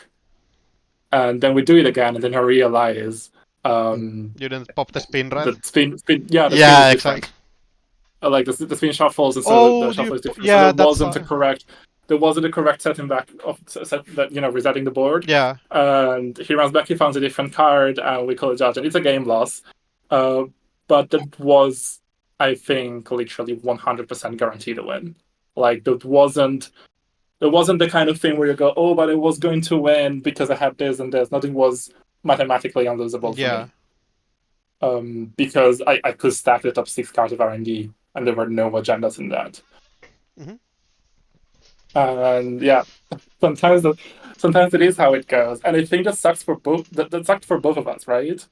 So like yes, yes and no. Okay, so in the moment, absolutely, it was like that was terrible because on the other side of the table, I know I've lost, right? Like, so when I was running, I think I was running to be like hit anything but bacterial, so then I could run again and steal the last, because it was stealing the bacterial put me on 6 points. I was just like, then I hit the bacterial and I'm like, oh, I'm fucked, right? Like it's over, right? So like I know it's bad, and like even then I didn't know about the whole like spin doctor thing. That's why like it was like, oh, you undo because you messed up the bacterial or whatever on like JNet. It's like you snap undo, right? I also didn't know that like the spin, because it shuffled. So even when the game loss happened, I was like, why is this happening? Like I didn't actually know why this was happening. What happened? Yeah. Right, exactly. And then I'm like, oh, that is so terrible. What an awful way to lose. And and so like in the moment I was just kind of like, oh, like I've been handed this free win. But like as like for me, I consider myself a competitor. Like I want to beat the people that I play like fair and square. Like I want to beat them, right? Like I don't want to be handed shit, Mm-hmm. And so like I was like, oh, that like it felt bad, and then I feel bad for Tuno because like now this both puts us on like 3-3. We both have like a awful chance of making, and at 4-2, like you're still fine, like you still go do things. So it's like it was awful in that sense. Anyway, we both made the cut. Yeah, that felt better. And also you beat me in the cut, and that was fair and square. So that felt like a very good game to lose, because it was like, oh, you won a game against me in a way that was unfortunate, and this feels like you actually earned it, and so I feel better about having lost to you by game loss. Yeah, but also I actually felt bad about the cut win. So, and the reason is because I was like, I feel like what led to the win in the cut was because I played my Corp against your runner, and we did that in Swiss as well. And I felt like that led, like that experience playing against it was like, okay, here I've seen Tuno's deck list, but also I know I have a great idea of what they're actually going to try to do with these cards. Mm-hmm. And so I just played completely differently in the cut, and it ended up paying out. But like, honestly, I was never supposed to be there in the first place. You know what I mean? Like if I wasn't handed that. Yeah, but that sounds very warranted. Like, you learned how I played, and you adapted to it. I think that sounds entirely fair. Sure, I just mean that like if there's no game loss, right? I'm 2 You and wouldn't 4. got into the account. Yeah. I get it. Yeah. You're right. And so Like you made it work in a way that, like, you got some luck by getting game laws, and then you made it work. You made the best of your luck. yeah, absolutely. Yeah. And so Also, it's very funny to hear this because, like, I don't think I was good enough in Netrunner at the time to notice that you had been playing in a different way or anything. This is the first I hear of it. yeah, I think I actually was like, oh, if Oh, it I was outfit. Yeah, okay, I sort of yeah. remember. There Mhm. was the time where you like scored 2 agendas before you could find Hermes, or maybe you didn't install ice at all Correct. Yeah. for like 4 turns. Yeah, that Oh, was Yeah. strange. Yeah, because Um, it was Hermes Ashiko. And there's really no downside to not icing your servers actually. Like, nothing really bad is going to happen. right. So yeah, but I think I'm definitely on the because I'm there to like like it's nice to see your friends, hang out and stuff like that. But like when it's actual competition time, like when it's sit down and play the cards, I want to see how I like measure up, right? The testing and planning I do, like if that's going to translate, because like I think part of it is like you can do lots of testing. You get to the tournament and you rush things. You start to get out of the things like the patterns you tested or the lines you said you were going to take. You start doing other stuff. Yeah. You know what I mean? So or do I lose focus? Like I want to see all these things so that I can like grow. But like game losses and things like that, they don't help with any of that. You know what I mean? And so I I would be like if I'm not playing well, I'd hope that I'd be punished for that. You know, Mm. and Yeah. and like that's I'm gonna You feel should that, be. and then I'm gonna learn from that, right? But like if I play badly and like still win, it's then like oh yeah, like I got away with the laziness, and those are just like they just Oh, build yeah. bad habits. That I happens think too many like the times. Yeah. practice I part is feel the. like it used to happen more. Like, I don't know if this is just my impression, Mhm. but I get it. Like, I felt like still in like continentals in 2023, it was still a time. This is a time where like tiebreakers did not exist, for example. Mm-hmm. Um, and like 23 I Continentals? feel, or like you were beginning to form the Yeah, server yeah, or yeah. something, but it wasn't like you weren't testing very actively, or Mm. you weren't actually developing decks yet. I feel like at that time, so Continentals 2023, it very much felt like there was a difference between people who tested and people who didn't. And so going into a tournament and having some very easy rounds at the start, to me, felt very common. And it's very nice to get the impression this is not the case anymore. Like, Yeah. there are so many players who are so much better than they used to be.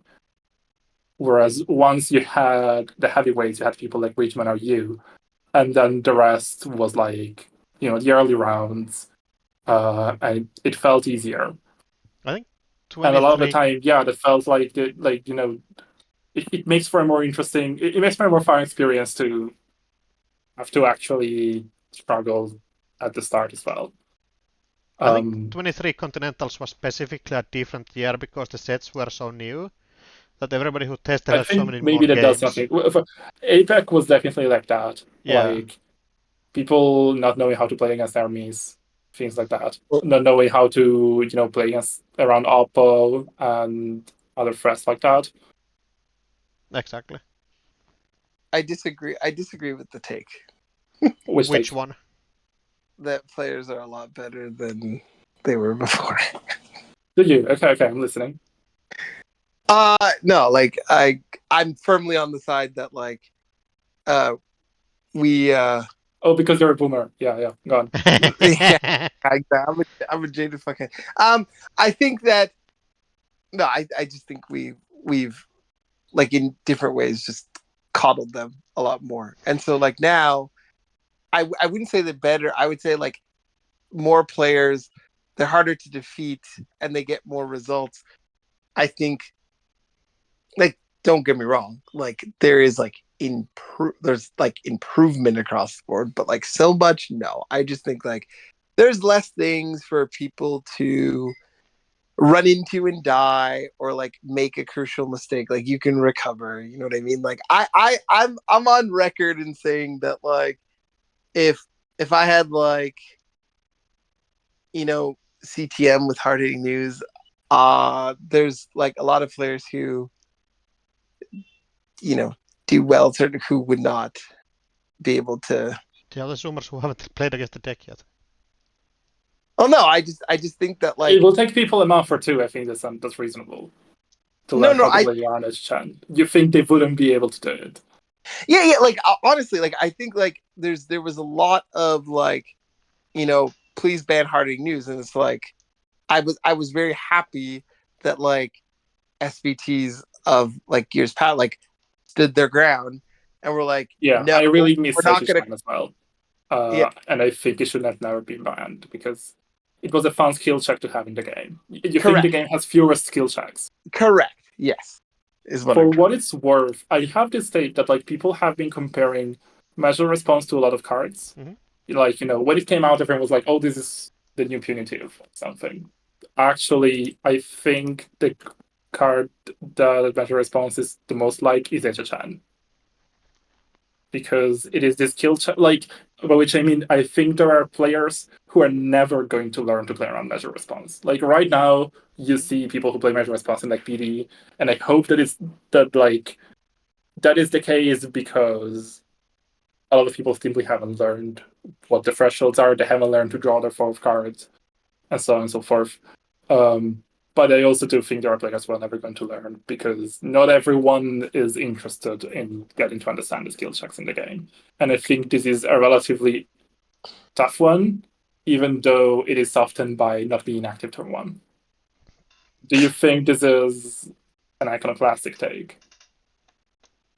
Yeah, like I'm with that. Like I like you like I love the way you phrased it. So now I can tell other people exactly what I mean. Because yeah, like there's not enough skill checks in the game, or there's like a lot less.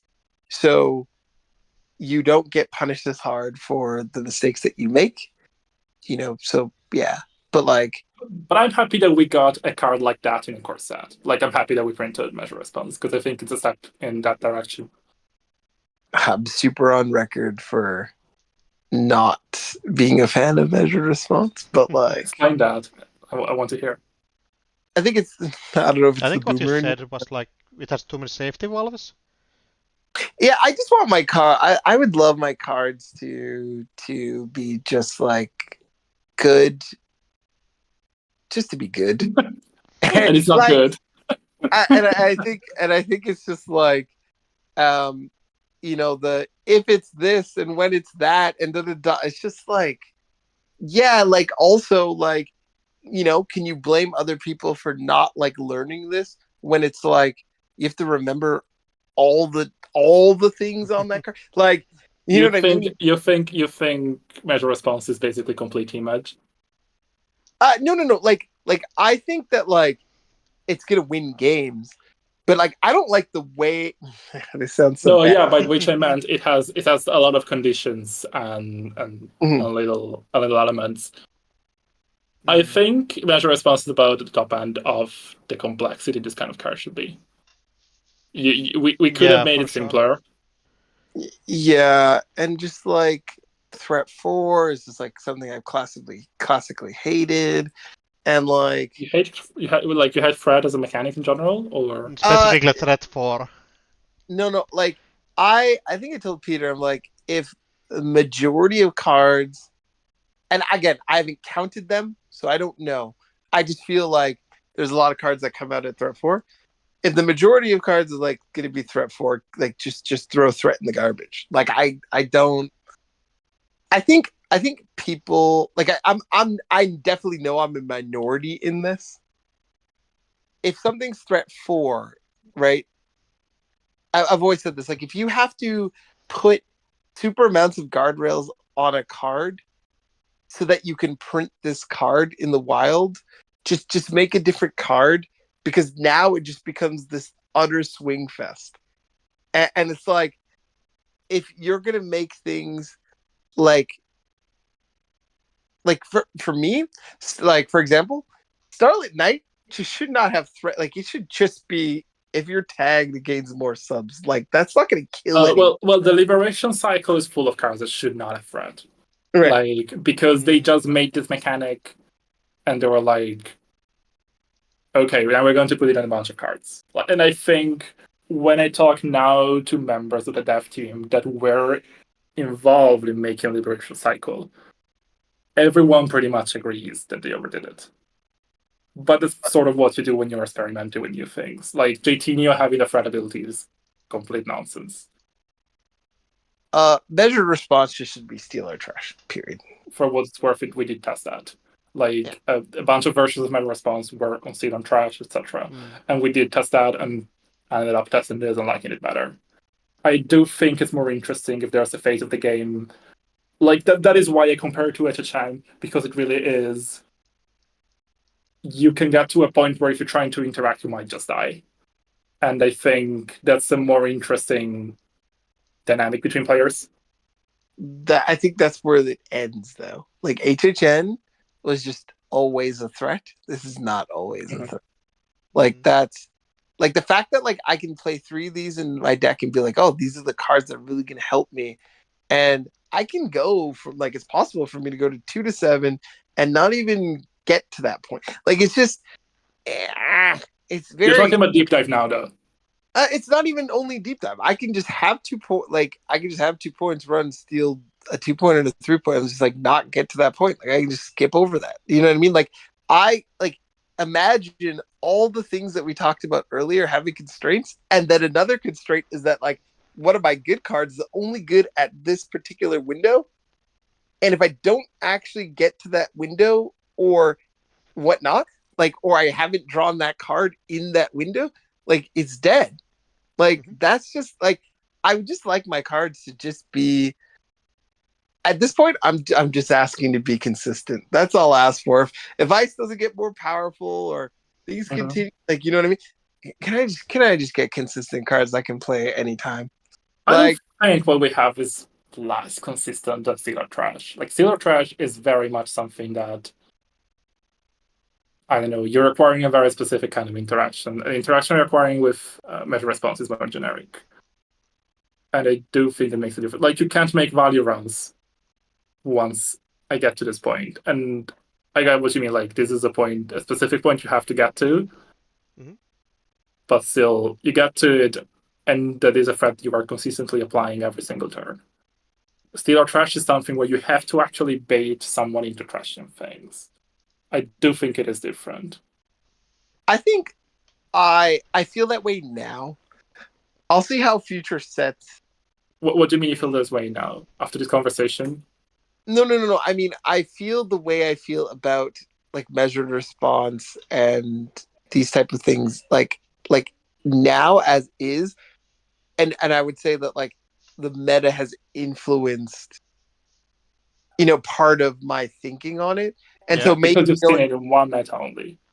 Yeah. Like, maybe going forward, like, maybe threat 4 is just like the uber achievable thing on both, and you're like, it really is that, or like, just things change, and maybe it gets better, but like even Oppo, I'm like, especially now that R plus is gone, like, you oppoing for 2 tags is very rarely ever relevant. It just isn't. Like, and it's just, it's like, I mean, it's also that tag punishment is really not the same, right? I think it's that as well. It's difficult to evaluate the power of Oppo in a vacuum for me, because just tag punishment has gotten so much worse, and MBN has generally just nothing to hold on to. Yeah, but when I look at it, like, tag punishment could be worse, it's like, yeah, that is a factor.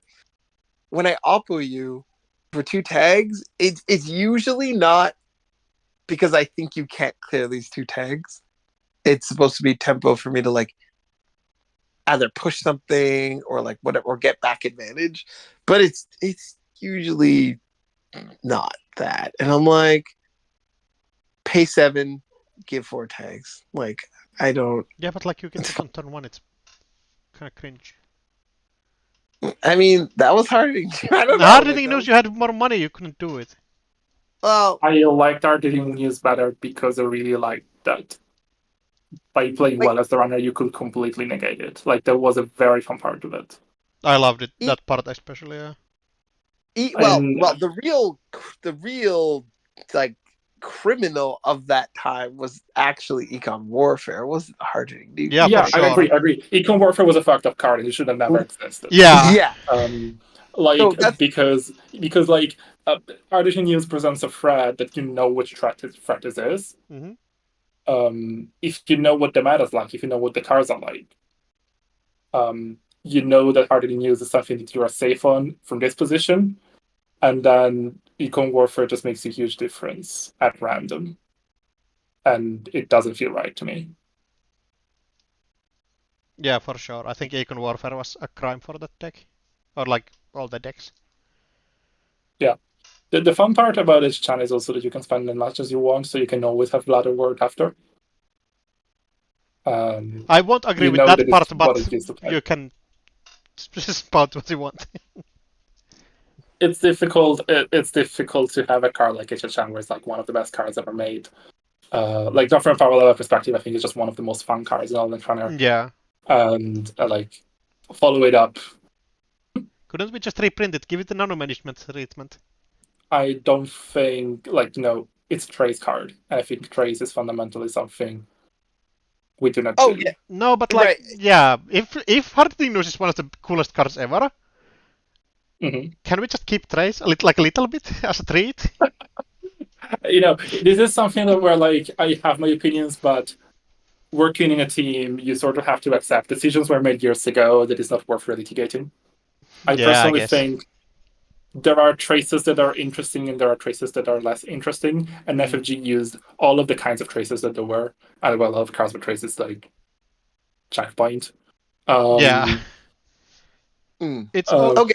the same thing happened I with do. Psy games as well, where there are a lot of Psy games that are Yeah, basically meaningless, and there's like is one of the coolest cards ever yeah. made, right? Also, like the Future Perfect, one of the coolest cards ever. But why the fuck does Aiki have a Psy game on it? Like, No, IK is fun. IK is no fun. shot. I personally always liked it. Mind Game was fun. Yeah, they were fun. I agree. But anyway, like Trace is like I wouldn't mind Trace operations, things like Escape Net, but I understand that there's an effort to have there has been an effort to make things follow a specific pattern, and it's not worth going and trying to be, hey, let's make this one. What if we make one? It would make a lot of sense. Every now and then, in SG, you get this desire to try and change something fundamental about the game. Peter H was talking about reducing the points limit. Yeah. Which I appreciate in that it's like a completely batshit idea. In a positive sense, but yeah, it's just something that I would have never thought of it. It makes some amount of sense, but it's not the kind of thing that we would go into. A thing that I personally would have wanted SG to explore, and I think Elevation would have been a good time, but then like the decision was just, we have a whole set to test, and we can't be doing anything. We can't do just any sort of thing. I thought we should have tried for a new mulligan rule. Oh, for real? Yeah, not as much because I think this one sucks. I'm not even sure what the new rule should have been. I think Hearthstone type mulligan will work okay. The thing for me is, if you go back and look at the rules for 1996 Netrunner, they were the same. Like the mulligan at the time works the same way that it does now. So very obviously, Mulligan Netrunner was invented when card games didn't have mulligan rules that were consistent or interesting in general. Like MTG didn't have its mulligan still, I think. And then what FFG did was very obviously we just copied what Wizards did. Yeah, for and sure. then we kept that on. And there was really never, I don't think anyone ever actually put any effort into figuring out if this rule was the best it could be or if it was interesting. It was just this thing that sort of worked, and we kept it going. Whenever someone proposes, let's change the mulligan rule for Netrunner, everyone else starts going, oh, but then combo decks are too good because you make decks more consistent. Oh, but then you have this thing or this other thing. And you could say that about mulligan rules in every card game, but a lot of card games have changed the mulligan rules. Like MTG did like multiple times, Pokemon did. And the games kept working, and in a lot of cases the people were like, oh yeah, this rule is much better. So I think Netrunner could use with experimenting with it. So that's if you want one hot take for this episode, it is that it would be worthwhile. I also don't think it's likely to happen because I think people are more interested in making cards. That makes sense. I mean, we can have casual tournaments with different rulings. That's something people could do. If someone wanted to organize that, they could. And that would be interesting. Same as I want to see more tournaments with open deck lists. Yeah, exactly. Like stuff like that. Because I think that's really fun. Yeah, for sure. Like I would love there to be different tournaments running kind of different tournament rule sets, as like casual tournaments especially, where you can test stuff out and see how it actually works in real life. Like open deck there's enough community. Yeah. There's enough community that people can just sort of throw tournaments together and make these things happen. Yeah, I think like the open deck list. I wonder if we got into a point though. I sometimes wonder if we got into a point where people have gotten so elaborate and creative with pricing for events, and so there isn't that much interest on part. There isn't that much interest on part players in trying to join tournaments that don't have prizes or that have warring prizes. Like, I wonder because I personally don't care about pricing at all. Like, I don't want to have more pieces of cardboard in my house, and that's mostly what pricing is. Because I don't know what to do with them. But I get the impression that people really care sometimes. I think it depends a lot on the tournament. Like, people love the Man in the Moon Showdown tournaments way more than they love like other similar level events online, I think. And I think a lot of big part in that is due to pricing. Also, Man in the Moon has been running like awesome events, so it's like safe to join every one of them. I have a question here. As someone who doesn't know what the Hearthstone Mulligan rules are. Oh, sorry. Yeah. Okay. So it will be you set aside as many cards as you want from your hand. You draw that many cards from top of your deck, and then you shuffle those cards back. So I it's think a lot more technically Hearthstone shuffles the cards back in first, but that's silly. No, I don't think you can redraw it does for cards. real. You can draw the same cards. Oh, okay. Well, anyway, variations of the same. Yeah. Point being, you choose to shuffle back as many cards as you want, and you draw as many. Yeah, I think it's more better if you set them aside, draw back up. And I personally would love that one. At least to test it out for sure. That's interesting. It's a pilot program. Yeah. I have a few questions that because time flies. I have a few questions that I wanted to get to. So one thing that I wanted to ask was, like being a part of SBT, like, you know, how and why you got into that, and like, if you can like let the listeners know, like, maybe what is SBT, and like what you like the purpose of SBT is, and like, because I think like that can clear up like a lot of maybe. You think people don't know what SBT is? I hear a lot of things. You know what I mean? Okay. Like, people say a lot of things. And I think it's just like, it's good to have someone be like, nah, this is what it is. All right. Like, this is I think a lot of people come to me with questions, but yeah, those maybe tend to be people who sort of already understand a bit. Mm-hmm. So I'm a part of SBT, which is a standard balance team, which is a team inside of NSG that's made of, depending with people joining and leaving, it's usually 5 or 6 people. I got into it in 2023 because they did a recruitment drive and there was a position in SBT, and I had done quite well in the Continentals just then. Mm-hmm. And so I decided to apply. Like, I've been writing about Netrunner and I've been thinking about metas in a more interesting way, so maybe I could provide something useful. It would be fun.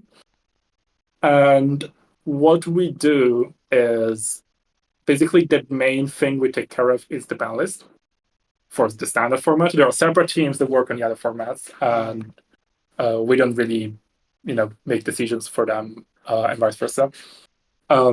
So what we do is periodically we meet and we talk to each other about how the meta is going and whether we think it's in a good place, it's in a healthy place. And that means, is the meta diverse? Are there a variety of strategies that can be played? Are all factions playable competitively? Is the meta fun for players who are really hardcore about the game, but also for players who are more casual, still playing tournaments in a more casual way? Is this and this and this and this represented? Can Dex score? Can Dex kill? Do you only have reg runners? Do you have other kinds of runners? And so on and so forth. We have these meetings, and if we decide we have to do something about this meta, then we come up with an idea of how to change the ban list. And then we do some testing. And we sometimes employ a bunch of testers that are there to specifically jam a lot of games with potential ban lists. We end up with a rough idea of what we want to do, and then we commit to a ban list and we write an article about that. And from now on, every time we do a ban list, like we are having a stricter schedule for how we do things. So every time we publish a ban list, it contains the date of the following one. Yep.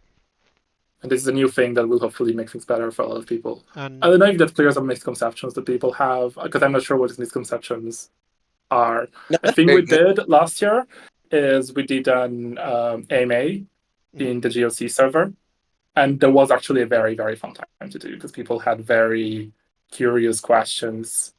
And a lot of the time, some of us answered in not even exactly the same way to the same question, which tends to be very interesting, because we're all competitive players on Netrunner to an extent, but we come from different places and we have very different opinions, and I think that's where most of the fun comes from. Like a thing I said before was, both in SBT and in development, we are two teams that are very comfortable with disagreement and with going each other like, no, I think what you are saying is completely wrong and completely mistaken.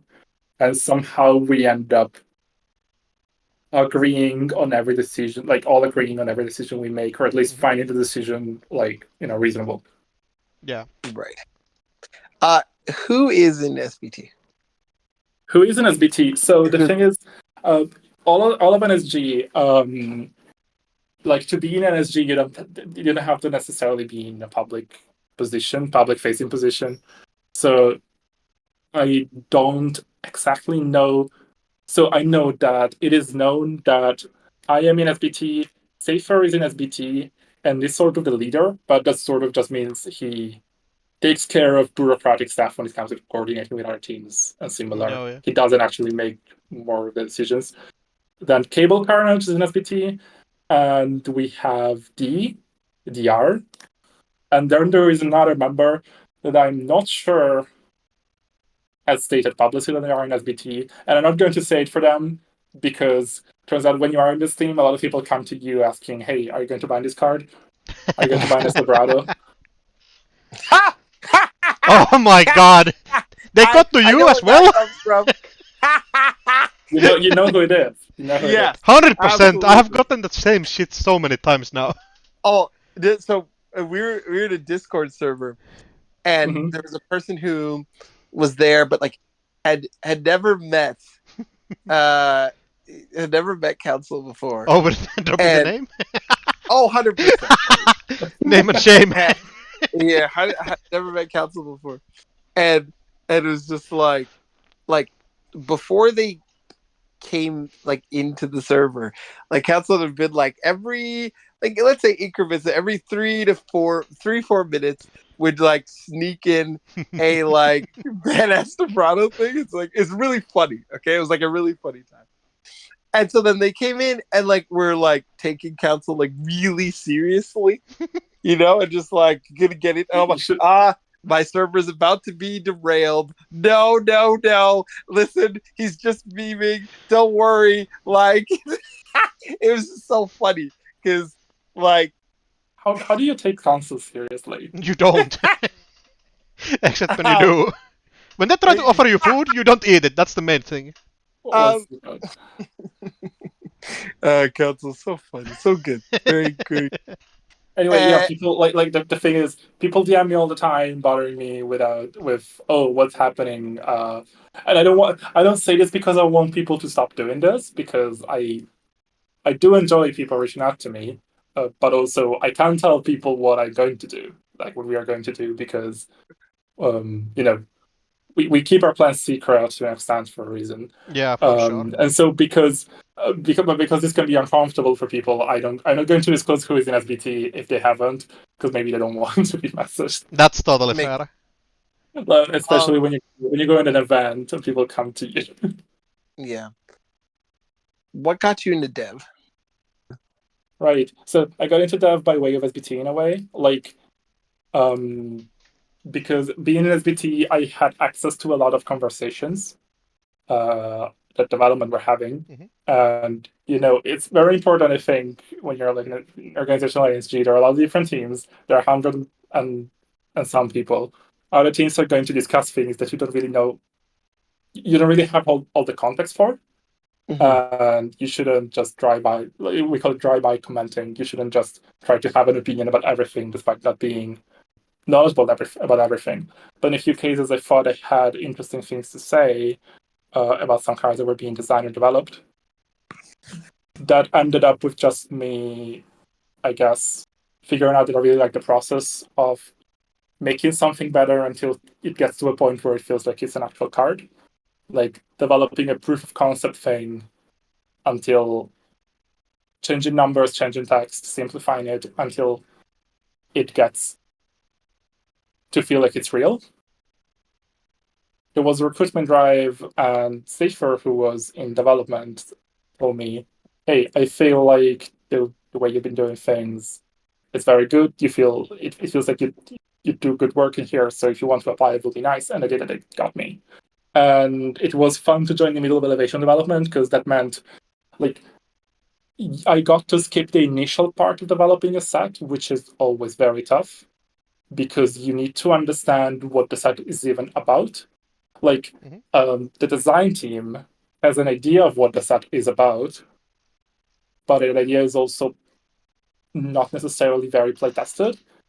So it looks coherent, but you still have to test it and see if it actually is coherent, If it actually turns out to be a thing you can develop to a finish point, or if you have to go back and completely redo some things. And that part is really tough. And I think that part of the start of elevation must have been really tough.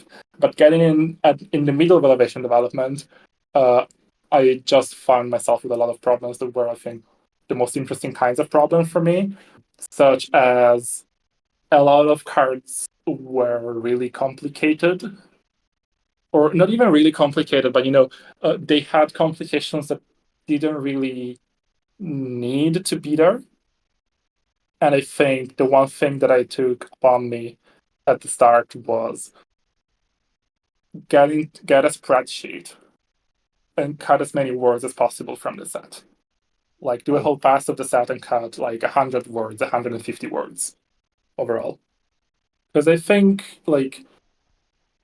we reached a point, I think Rebellion Without Rehearsal was like the highest point of this, where the way that things were developed and balanced was you have a card, it does a thing, but then you test it and you figure out it's not exactly quite what you would like it to be. And so you add another part that's meant to fix whatever problems it may have. And then you keep testing it and you keep iterating like that, and you keep adding things to it. And so you end up with things like Stegodon, which, Stegodon is a fucked up card in many ways. Yep. But some of it, like very many, many ways, some of them are really glaring. Like, Stegodon gains the credit. That credit is just, we didn't think the card was balanced as is, so we added a bit of value to it. And that's a bit of value that makes the card even more complex and difficult to understand in gameplay than it should be, and you need to find ways as you keep improving on cards by making them more complex. You need to also have passes where you sort of refactor and you pare things down. You go like, okay, with other stuff, can we now conversely also take things away? And I think that's one of the most fun parts of dev for me, is going like questioning everything and going, is this really necessary? Mm.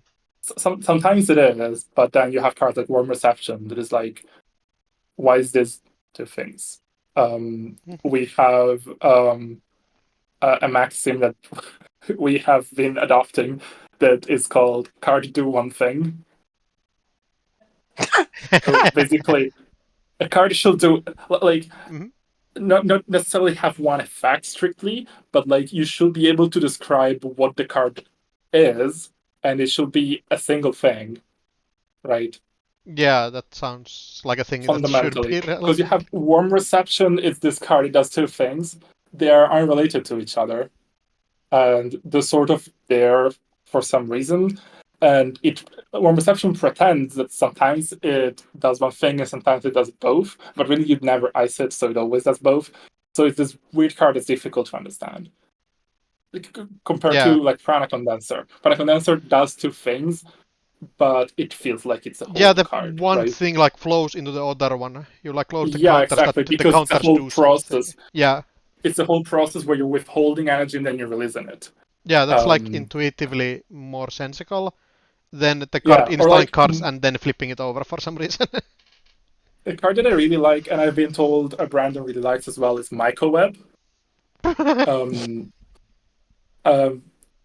I really like Microweb because you look at it and it's a wall of text, or it can look that way, but really Yeah. it represents the whole life cycle. Like it is the process of ice being installed and then being rezzed and then being activated.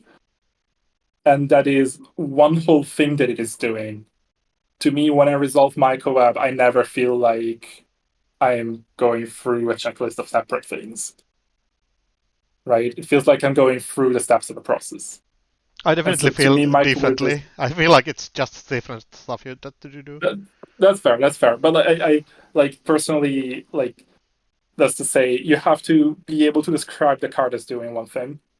And if you fail at that, that means that you have tried to change the card and fix the card by adding effects to it, and now it's not clear what you are doing. This was extra important for Elevation because Elevation was a thing where new players had to be able to understand what the cards did. Yeah. If like if it's like your 10th game, you don't want to be completely confused by something that is like, oh, what is this? What would that, what would this actually even mean? It was very fun to recently I've gone to an event and did learn to plays Yeah. on Netrunner, and it's interesting how basic things can really trip people up. People getting confused about what Wildcast Strike does. Yeah, and like the course rule of Netrunner are kind of complex already. So really Yeah, want so cards to be it's your simple first on top game. of that. If it's your first game, it's difficult to Wildcast Strike is a card that if you're playing with English cards and someone is not a native English speaker, the grammar is maybe not necessarily obvious to everyone. So you end up with this card. You sort of look, you see it has two effects. You play it and you think that's what you want it to do, and it does not. Yeah, for sure. But the learn to play decks are very good. I don't know if you've tried them. The new ones? The new ones. Yeah, I've tried them. I think I should play them as they are supposed to be played, not substitute some cards I didn't have at the moment. Like, oh yeah, if you but I think you can account for preference. But I think for teaching, they're so much better than the old what ones. we used to do. Yeah, for sure. Like the issue I had specifically was that I didn't have Silendra because that card is pretty mid. So I had substituted it with the not Mausolus. What's the card with White House on it? Hortum. And Hortum has a lot of unnecessary text for the teaching game. Yeah, I mean that's true of Challenger as well. But I really like the way they used to teach Netrunner to people was like I would show them a lot of cards and go through the rules. Like, oh, this game works this way or that way, and the new learn to play experience now is It's much hey, more do you want to play? hands-on. Hey, this game is an asymmetric. This game is a cyberpunk themed card game. Do you want to play? The point is to get these cards that are worth points, and then you immediately start playing. Yeah. Like that's it. It's like a video game tutorial where you're in it right away. Right. For sure, yeah. Sorry, we're taking up so much time. No. I know you have a lot of questions. No. That's good. Those were my questions. I just wanted to make sure I got them in, because I'm like, how do I have tuno on? I don't talk about SPT. I don't talk about Dev. I don't talk about mulch, and you know what I mean. Like, so, or I don't ask about those things. It's weird because I really forget that I built mulch at this point. Like I don't really have unless I purposely go back and I try to remember old things. I don't really have an attachment to the deck anymore. Like I don't really play it. And it's not like one of my favorite decks. It's this thing that was really exciting when I built it. But now it's just sort of there. What do you have coming up? Where can people find you and ask you the SPT ban list question? Yeah, okay, not that. Let's not do that. But like tournaments coming up and or things you have planned, like other with What this. I have coming up? So people can find me on Discord. I mean, Tuna. And we are working on upcoming sets that I can't talk about, but I think they're going to be really cool. Whatever I'm working on, I don't know. I'm really excited about new cards. We have a ban list coming up, and this time this is known. So I'm excited to see how the continental season shakes out. I am going to be at EMEA in Köln, in person, and excited to meet a lot of people there. And then I'm going to be at Worlds in Edinburgh. I made a plan to publish some updates to Spike Biased during the summer, and I haven't I have been slacking off of that a little bit, but there are some new articles that are going to come out, and it's going to have a couple of guest articles from other players, because I thought, the last part of Spike Bias is where things get a bit more advanced, and I think it's where things get a bit more opinionated, because on basic things like, how valuable running R&D is, good players all agree on, and then when it gets to more complicated things, we all differ. Things like, how big should runner decks be? 48. And I think that it's more interesting if it doesn't just have my opinions, but some people contribute to it. And I'm not sure exactly who's going to get published on reason, so I don't want to say too much. The one thing I can say is there is a little article that is very important to a few people, but most people have never seen. It's called the Manifesto, and I'm really excited because I'm going to publish it there. Oh, really? You got the publishing rights for that? That's pretty hype. It's not the publishing rights. I just asked the author if I could put it there, and they were like, "Yeah, sure." Which is interesting because it was such a coveted secret for so long. Yeah, for sure. Very exciting. This is good. I'm excited. Yeah.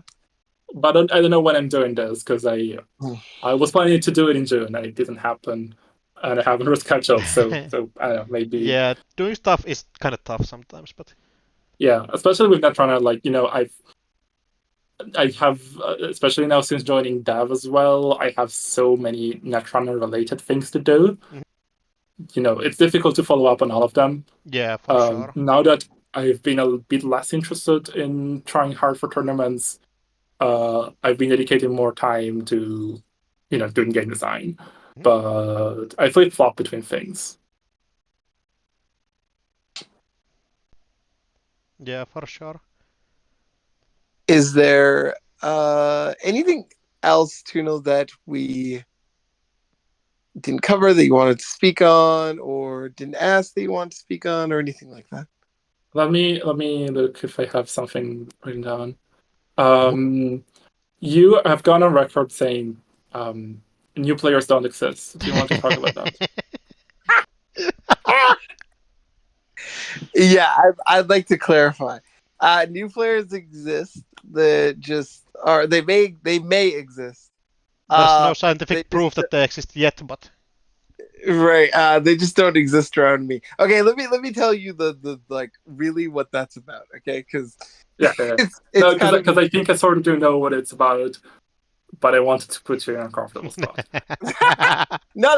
It's a meme. Okay, so basically, um, and we were just talking about this today. I think what a lot of times what happens is you're playing games and a person will make what another person thinks is a suboptimal play, and that they automatically are like, "Yeah, this person's new," and you're bullying a new player, and it's like, really, can't like a player just make a what you think is like a suboptimal play without being new?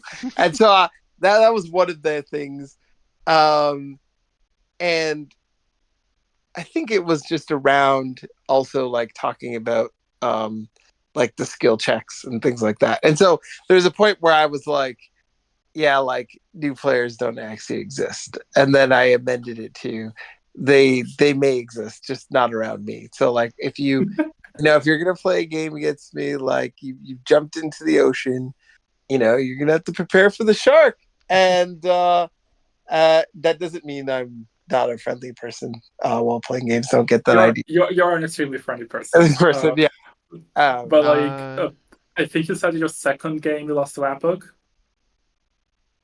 Oh, like my second ever game. Yeah, like my friend who was teaching me the game was just like they gave me the Apex deck, and I'm like, how do you do this? Like this seems like too much money. It seems really hard. Like it was Apex. They're like, oh yeah, you don't think you can do it? I'll show you. And so I played the game, and then I realized when I was about to get Apex, and I was like, oh, how did you That's do great. that? And yeah, that's how I started my network. And I think it's a great place to start. We can go on talking about this for a while if you'd like. I think I really dislike when I see.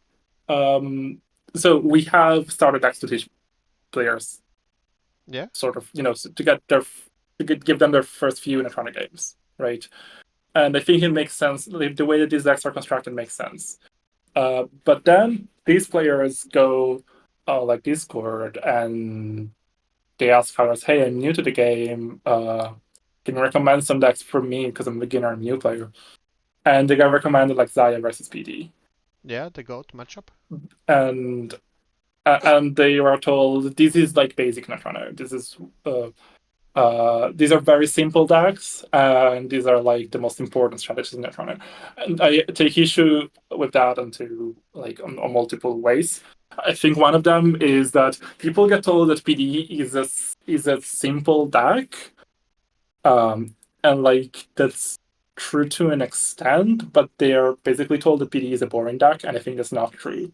Like Yeah, no. PD is a deck that is it's simpler than others decks to like pick up and play in a basic way, but I think that actually interesting decisions can be very intricate, and they Yeah. am not good at it.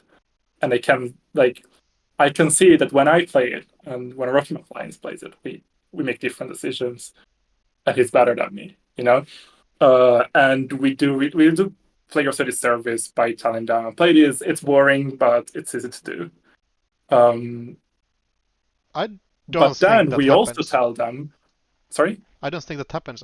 I think people say it's not complex, so people should start with I that. see it happen in GLC like all the time.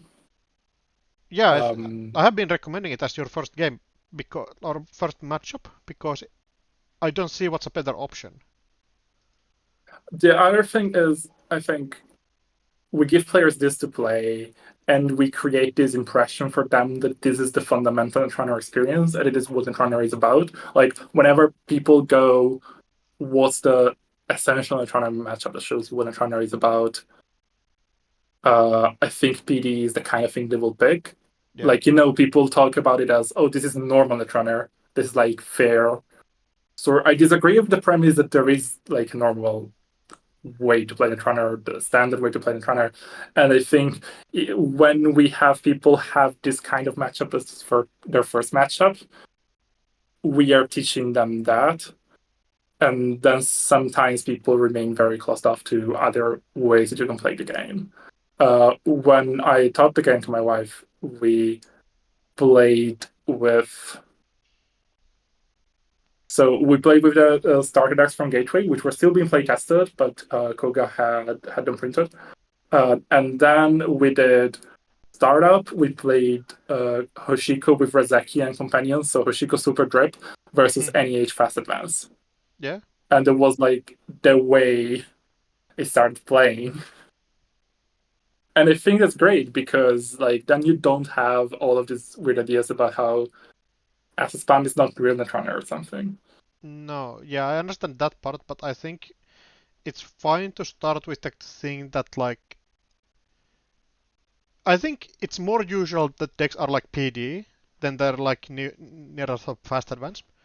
I think it's important for the players to like test everything out first before Yeah, they I like think it's play. important to show them a wide variety of things, and I don't Yeah. think that's what happens usually. Like, I don't think you should tell them this is your go-to matchup when you start playing. Okay, that's fair. Because I think that I think that that really tells them, okay, this is I'm teaching you what the game is about. It's about this. Yeah, I think when people come and ask like what deck should I test out first, I think that giving them that deck is a good first deck, and then they should like expand from there to test everything out.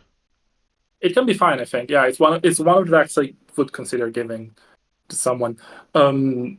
But I could also give them like outfit with Trojan horse. I did teach someone with that, and it was very fun because they rig shot me, and then I won with boomerang run. There's like this theory that I have been wanting to test out, where like you have 3 new players, and everyone you teach kind of differently. Like one you teach by playing startup, one you teach by running standard, and one you teach by playing eternal. And you see like how they turn out. We're inventing the scientific method again. No, I also think that like new players exist, and I have met them, and they're all very different from each other. Like, there are people who are very shy about exploring new things. There are people who want to play combo decks. There are people who want to play fair PD. There are people who find it too simple or too complex, and there are people who want to play Mirror of Prison as their first corp. And I think that when we say, like, when it happens, for example, someone says we should ban this card because, we should ban Shan because it's unfriendly for new players. That's not actually a very meaningful statement. And I think in that case, new player is sort of some like a person you're inventing in your head that is not very good. Like, it's conflating people who are not really interested in understanding a skill check with new players who are so new they might not know about the skill check, but really a lot of new players go in and immediately want to know, like, what's the meta like. Yeah. And I don't like talking about new players for this reason, because it's kind of like a rhetoric. Yeah, it's not like an actual person that you're talking about. It's like a huge group of different people that come from very different like backgrounds and like ideas and everything. So yeah, like so new player, casual player, competitive player, or like jank player. They're all labels that I don't think like. I think they're more like archetypes that we have in our head, and they're useful to a point, but a lot of the time people use them to sort of prove points that are not related to what actual people want. I don't want to use it to prove a point, but I would use it to warn them off Axu, because, like, if they meet Axu, they may become a eternal startup standard lab rat. We gotta warn people. That's real. Yeah. Like you lock somebody in a room force them to play like 100 games of Eternal and see what happens. Whenever you I start off, want to be locked in a room and be forced to play 100 games of Eternal. That sounds like the best time. I know the king like hates Eternal. I think it's a great format. I don't hate Eternal. I was just gonna say, start off a sentence with lock somebody in a room, and that's Axe is really safe. No, Actually, Eternal. what beats the triple ritual shaper? Mate cooks it. Oh, I was thinking like because you just go Yeah, like the APOC, and the Corp. next turn they actually start doing the combo thing. You just install ice on top of R&D and they really cannot do anything about it. Oh, of course, if I can just do that. Yeah, of course. Yeah, also, so it means they have to do the deep dive thing, and that's really tough to do when you have future perfects in your deck. Oh, because future perfect works for deep dive, yeah. Yeah. And also, if you just find like skunkworks, you put skunkworks on R&D. Yeah, you tax them out really well on R&D. You use it twice. APOC turn also, yeah, for sure. I played one game of Eternal Sports Medal. I won the game and retired from Eternal. What do you not like about it? I was very so in 2023 there was Worlds in Barcelona, and the thing they did for the team tournament was every team will have one startup player, one standard player, and one Eternal player. And I was the Eternal player for my team, and I had never played Eternal, so that meant that I had to learn a little bit. And I think I went like 3-2 on the day, because I think it was 5 rounds. And I lost really hard to like Augustus in the final round. And preparing for the tournament and during the tournament gave me a huge appreciation of the format. Even though I don't play it a lot, it's a format where it's very obvious that understanding the meta really gives you a huge leg up. And so it feels like playing just a tiny bit lets you improve a lot. Yeah. I think if Eternal was more standardized, then like I don't hate Eternal. I just like. What do you mean by standardized? Yeah, like I think people right now are doing a very good job of bringing it into the light and like doing tournaments and like having leagues and stuff, and that's really good. I just like I'm not the most creative like deck builder. Like I feel like a lot of the people who I've seen like play Eternal are like super like, oh my god, like we need to. I think you can do fine with NetDecks. I'm definitely not a like really interesting deck builder. I just like fucking doing a fucked up thing to the corporation. Yeah. I do think like half of the people who play Eternal are extremely creative with deck building, but you can be in the other half and you can do very well. Yeah, I'm definitely on the other half. I understand what you say when you say like you're more of an optimizer when you deck build, but like I think that's fine for Eternal. No, there's like the other side, like as an Axios, like I'm not a super, but I like to do this cool thing or that cool thing. I don't know. There's also like small part that like if I play Eternal, it's gonna be really like it's gonna be harder to play Standard. And what I mean by that is that like I already have said in this like where I have a very hard time where like the game that I feel like I'm playing has been depowered. Right, so then to go back and play Eternal and then live through it all over again, like, yeah, that sometimes feels bad. To be fair. Yeah, like if I you think it will ruin Standard for you. Yeah, it's like eating something hella spicy and then you don't taste anything for a week. Yeah, if I go pick up a Stell Moon, you think I want to pick up any Standard card for the next like 6 months? I'm gonna feel the power. Like, Stell Moon is very fun. Have you ever played Throwback? Yes, I love. But it was American Throwback, so Stell Moon was banned. Yeah, it's not the fun European Throwback. Yeah, exactly. I played Facet Up with a Stell Moon. Oh my god, It was very, very fun because you get hearts and minds at the end of turn. You get powers as you score. Like, it's the best. Film Critic being whole is really powerful in Throwback, but Yeah. you can pop a style moon to get corporate town, and end of turn you trash the Film Critic and you spin your agenda back. Very good. Did you ever play against the end of the line Accelerated Diagnostic deck?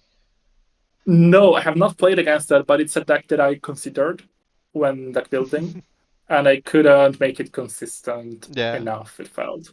And someone else did, I think. But we didn't pair. Oh no, we paired because I paired against a test running, but like on the other side. Oh yeah. Yeah, I haven't played European throwback, just American throwback. I the format I actually really like. I like is it Ram? Yeah. Ram is the one with random. Yeah, Ram is very fun. I think it's more fun to build than it is fun to play in practice. Mm-hmm. I think that's like, all draft formats though. Oh, I like to play my creations. That's so fun. It's a lot of it is like you deck build, and then when you play the games, you actually realize who figured out the format and who didn't. Like, that's cool though. I like it. Yeah, sometimes but I don't really want to play it out. Like, it feels like the game is already decided and sort of just unfolds rather than there being that many meaningful decisions during it. I have one format that I made, and I'm wondering if you ever played it. It's called Psy. So, yeah. I've played it. It's not very popular, I think. I've played it on stream with Council once. So the idea behind the format is you have a runner deck and a corp deck. They are sort of generic, like they're a bunch of janky cards. Whenever a player plays or installs a card, they may name any card that has the same exact player installed cost as it. And the card they are playing becomes the other card.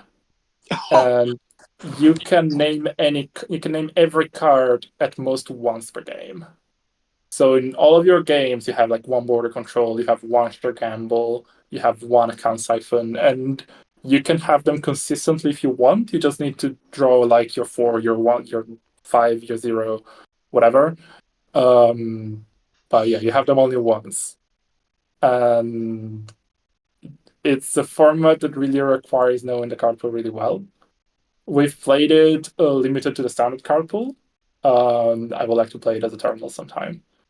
That's cool. So my question is like, what if your card is installed like face down, like not rezzed? So 3 ways to do it is, so one way is you just trust each other.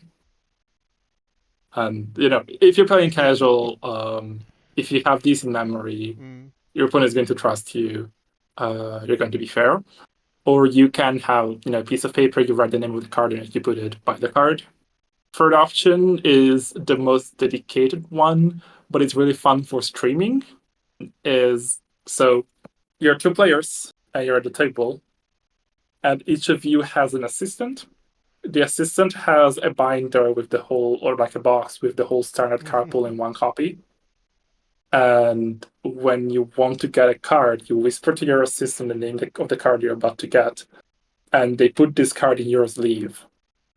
And you install the card face down, and it actually does have that one card on top. Oh, I thought you were going to tell me that this is like there's going to be some Yu-Gi-Oh vibes where like you run and there's like an upgrade in there and you res, and it could be then you can do it like because you've resed it. And no, it cannot be on res because it will be like too corp favored. Yeah, like you have an asset that it's like if you don't run it, it's the echo chamber. If you run it, it's Ultra Cipher. Yeah, we haven't played it enough to determine this, but I think the format is like reasonably equal when it comes to sides. Because you have like, runners have all of the most efficient econ they want to have. And, they have all kinds of disruption. Whatever hole you leave open for the runner to exploit, they can exploit. At the same time, Corps have all the tech punishment, all the damage, if the runner takes core damage from any sources or they get attacks from any sources, all of your 2-point agendas can be ontological, can be freedom of information. Mm-hmm. So you have both players can punish basically any holders left. You have to do your best to cover your bases as much as you can. Super cool. I like this. This is exciting. I hope you play it sometime, because if you want to have like a more proper rule set written down somewhere. Yeah, definitely. Or at least like, I can't wait till the tournament of this comes out. A tournament will be very fun. I don't know who's down to organize. Like, I think it will have to be myself. There's probably like a side event at space Worlds. at Eternal. Yeah, exactly like World side events. Yeah, but like I don't think I have as high chances as I used in past years. Mm-hmm. But I'm still going to try and make the cut. Yeah, for sure. So I don't think I want to. And I don't know if I want to put down my name for organizing a tournament. Then you just poke somebody with a stick until they run it for you. Okay, Axel. Hey! I'm busy running the Eternal thing. Or judging. Oh, yeah, okay. You've been poked by the stick. You got to do it now, Axel. I have a. I have like Jensengrin beating with a stick already, but to do judging, so. Yeah. I get it. I will find someone. OP is a tough job. You have to be willing to take the lashing. Not the lashing. Okay. Tuno, was there anything else on your list that we didn't? No. It was. I think we extended to a lot of topics I didn't expect to, which is good. But I also think it's been 3 hours. Yeah, almost. Yep. That's the longest episode by far yet. Yeah. Well, a little bit edited down.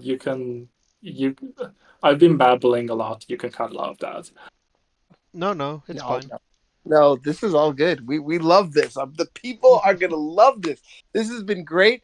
Everyone, please like, comment, subscribe, all the good stuff. And we outie. We outie. We outie.